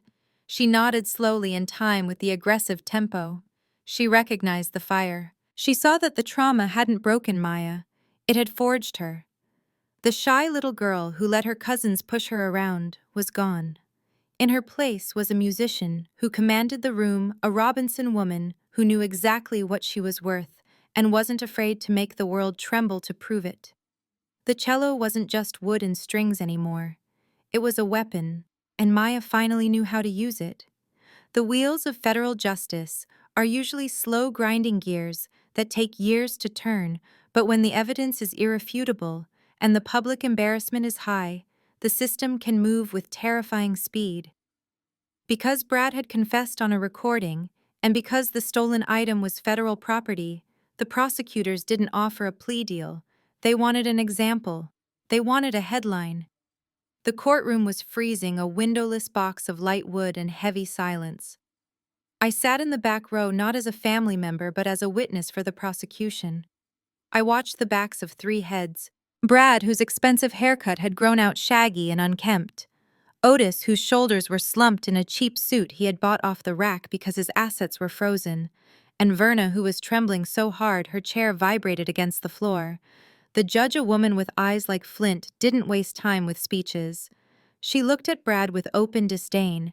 She saw right through the grieving son-in-law act he tried to play. Bradley Miller, she read from the file, her voice echoing in the dead air. You used your position of trust to manipulate elderly relatives. You trafficked a piece of national history for personal gain. You showed no remorse until the moment you were caught. This court finds you guilty on all counts. 5 years. Brad didn't scream this time. He didn't cry. He just let out a soft, wet sound, like a balloon losing its last breath. 5 years in a federal penitentiary. His career was over. His reputation was ash. He would be 40 years old when he got out a felon with a resume that was radioactive. The marshals moved in, clicking the cuffs on him one last time. He looked back over his shoulder, scanning the room, perhaps looking for Chloe, but she wasn't there. She was likely in a motel room trying to figure out how to divorce him without money. He looked at me instead. I didn't blink. I didn't look away. I watched him being led out the side door, erased from society. Then it was my parents' turn. They stood up, clutching each other. The judge softened her tone slightly, but the sentence she delivered was in some ways worse than prison. Because of their age and clean records, she suspended their prison sentence. They got 5 years of probation. But then came the financial hammer: restitution, legal fees, fines for the destruction of the trust property. The judge ordered them to pay fines totaling nearly $300,000. Combined with the legal bills from their defense attorneys, the math was simple and brutal. They were insolvent. The judge ordered a court-appointed trustee to oversee the liquidation of their remaining assets to pay the debt. They were filing for bankruptcy. I watched the reality sink in. They were not going to jail, but they were going to a prison of their own making. They were losing their country club memberships. They were losing their cars. They were losing their status. They would live out their remaining years on Social Security in a small apartment, stripped of the pretension they had valued above their own children. When the gavel banged down dismissing the court, Verna turned around. Her face was gray. She looked at me, her eyes filled with a mixture of fear and a desperate, silent plea for help. She was waiting for me to rush forward. She was waiting for the dutiful daughter to pull out a checkbook and fix it, to say, "It's okay, I'll take care of you." I stood up, smoothed the front of my dress, and put on my sunglasses. I turned my back on them and walked out of the heavy double doors. I didn't owe them a rescue. I didn't owe them a retirement. They had made their transaction. Now they had to live with the receipt. The dust from the trial had barely settled when I found myself back in the hushed mahogany sanctuary of Arthur's office.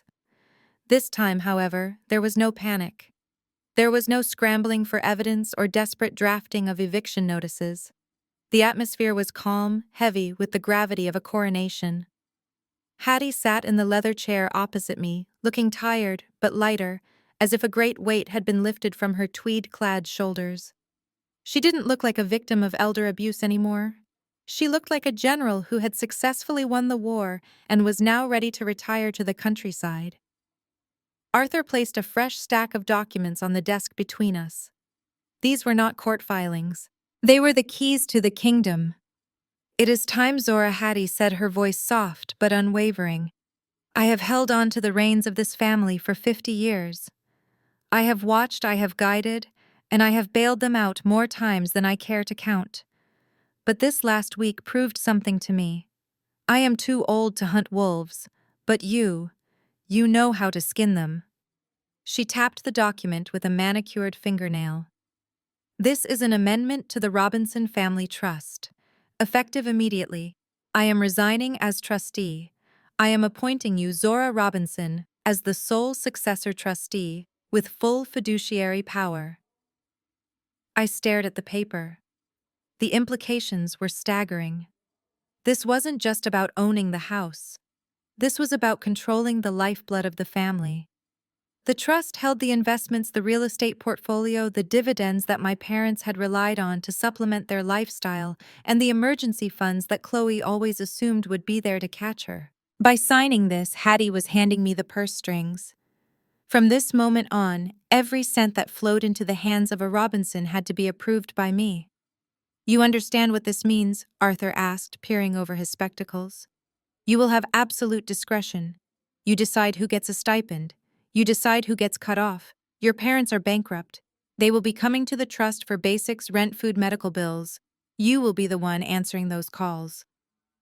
I thought about my mother Verna, who had sneered at my career and sold my cello. I thought of Otis, who had stood by and watched. I thought of Chloe, who had called me selfish for not letting her husband steal from me.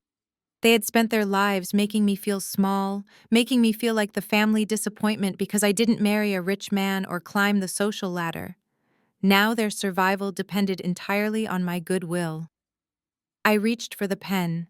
It was a heavy, expensive fountain pen that felt cool to the touch. I didn't hesitate. I didn't feel a surge of vindictive glee, nor did I feel guilty. I felt a profound sense of order being restored. The chaos that Brad had introduced, the rot of entitlement that had infected my parents, it stopped here. I was not going to be a tyrant, but I was going to be a wall. I signed my name. The ink flowed dark and permanent. Zora Robinson, trustee. Done, Arthur said, stamping the document with a satisfying thud. Hattie reached across the desk and covered my hand with hers. Her grip was strong. Do not be soft, Zora. They will cry. They will beg. They will try to guilt you with stories of family obligation. Remember that enabling them is what got us here. You are not just guarding the money. You are guarding the dignity of this name.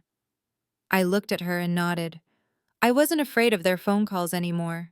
Let Verna call. Let Chloe cry about her credit card bills. For the first time in the history of the Robinson family, the person holding the checkbook wasn't afraid to say no. The hierarchy had flipped. I wasn't the daughter they tolerated anymore. I was the landlord. And rent was due. 2 days after I signed the papers to take control of the trust, my phone vibrated against the polished surface of my desk. The caller ID did not display a name I recognized. It was a local number, likely a landline from a budget motel or a prepaid burner phone. I knew exactly who it was. I let it ring 3 times before I answered, not out of hesitation, but because I wanted them to sit in the anxiety of the unknown.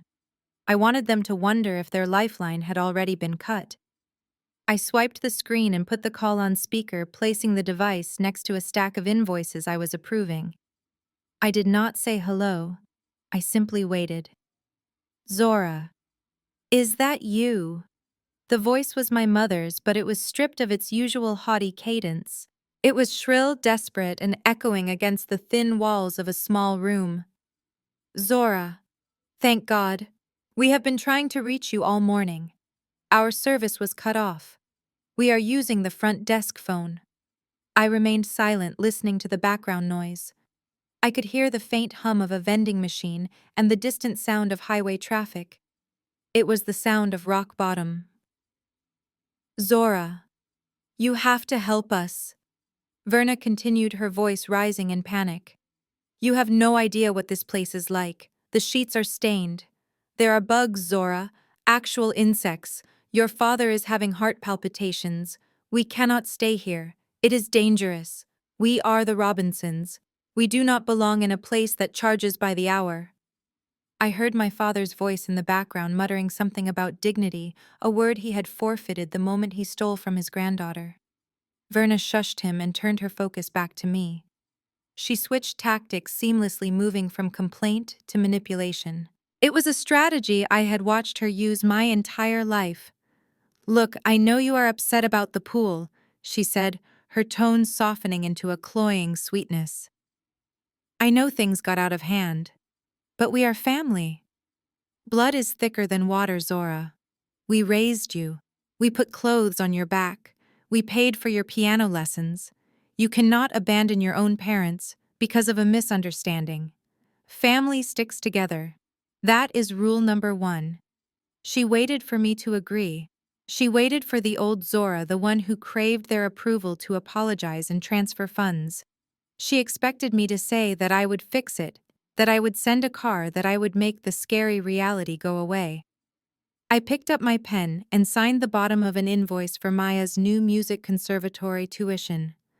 The scratch of the nib on the paper was the only sound in the room. Zora Verna asked, her voice trembling. "Are you there? Say something. We are your parents. You owe us. You cannot leave us here to rot. It is cruel. It is unnatural." I looked at the phone.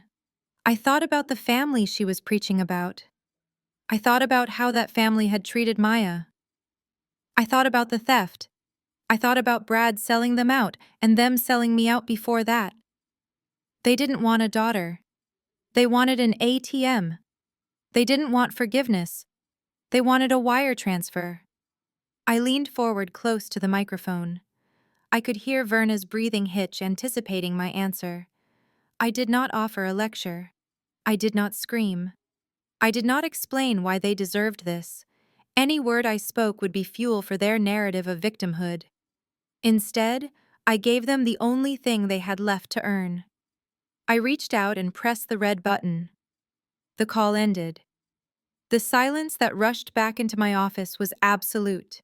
I blocked the number. I blocked the motel's main line.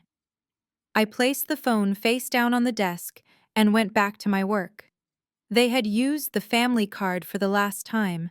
I had just declined the transaction. For 30 years, I lived with a phantom limb called guilt.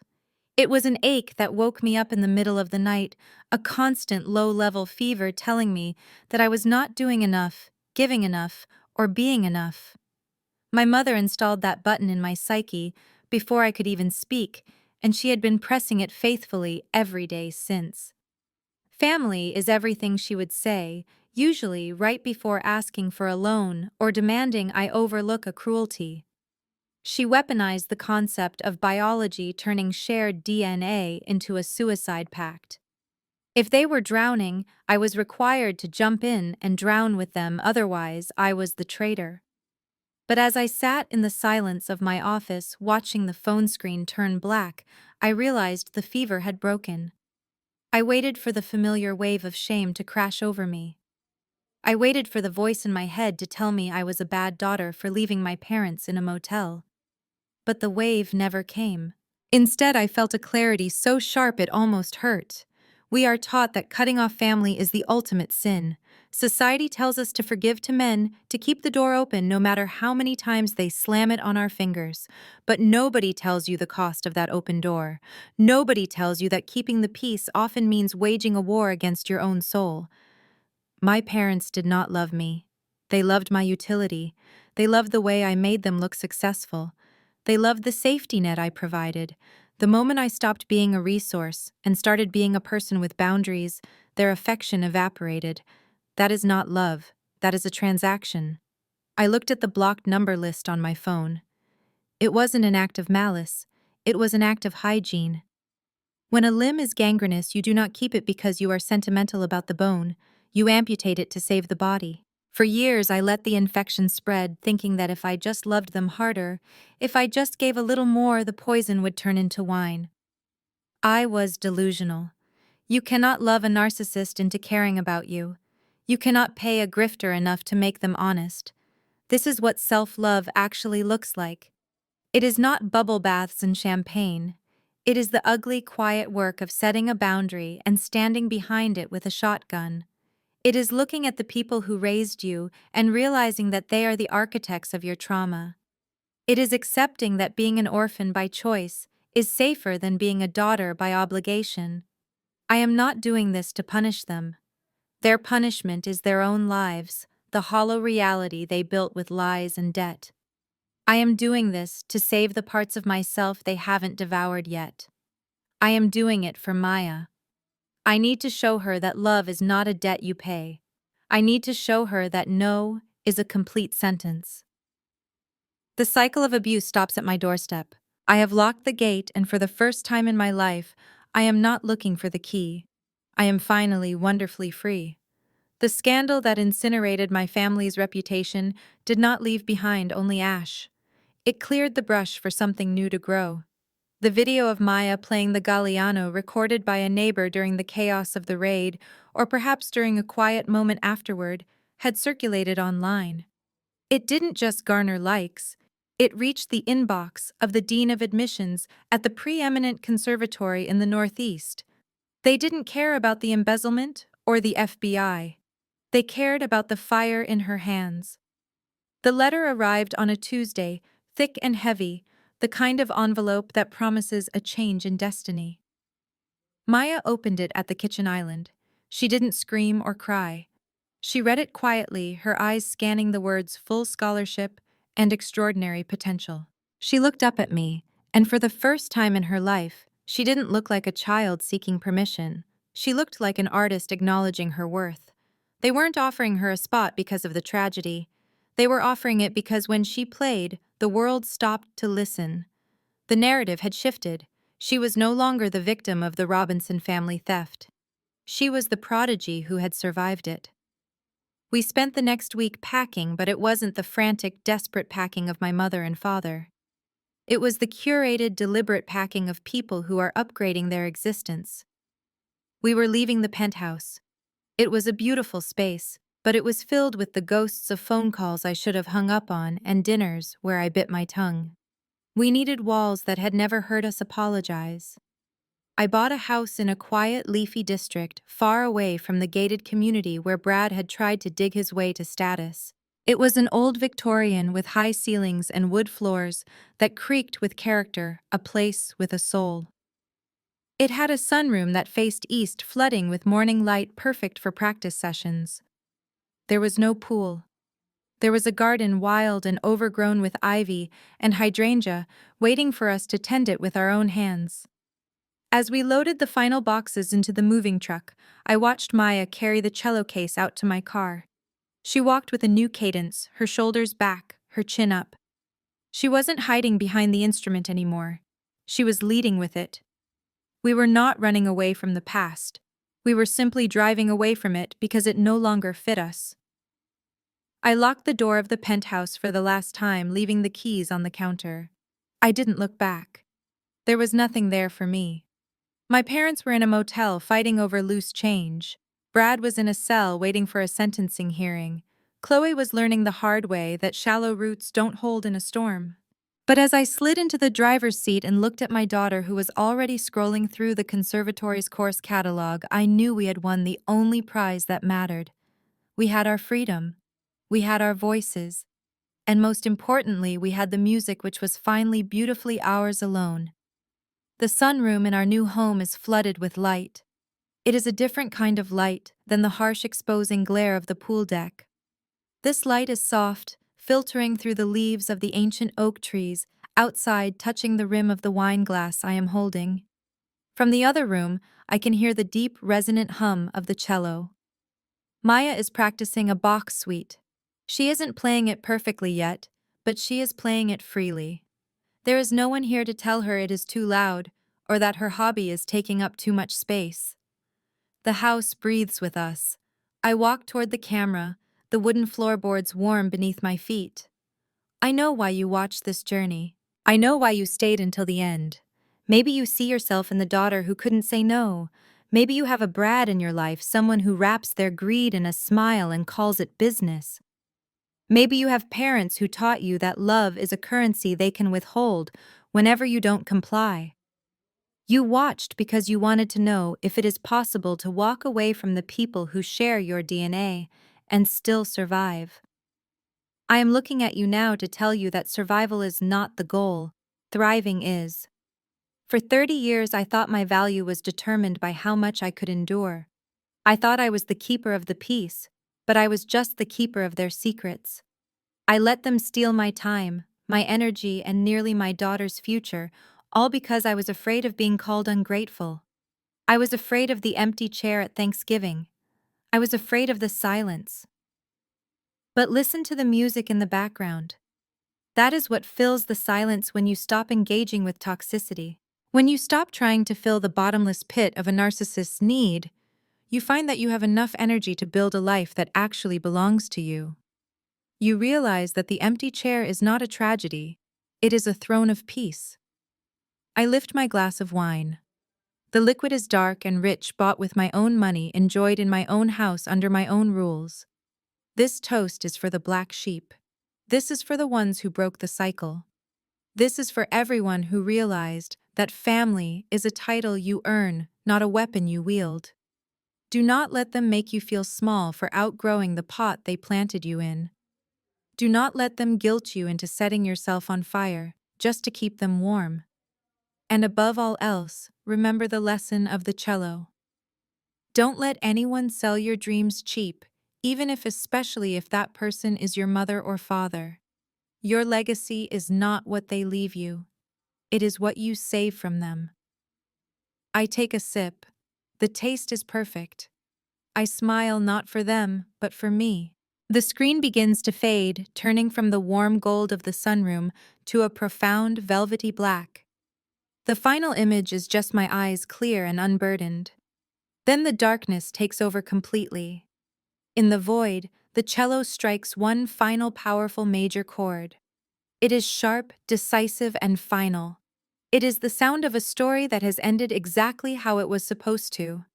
Zora's journey serves as a brutal, yet necessary reminder that shared DNA is not a license for exploitation. We often cling to toxic family dynamics out of a misplaced sense of duty, believing that keeping the peace requires sacrificing our own dignity. However, this story illustrates that the most vital boundary you can set is the one that protects your peace of mind. True family is built on mutual respect, not manipulation. Walking away from those who constantly devalue you is not an act of betrayal. It is an act of supreme self-preservation. You are the only trustee of your own life. If you found strength in Zora's victory, share this story to remind others that it is never too late to reclaim your voice and protect your legacy.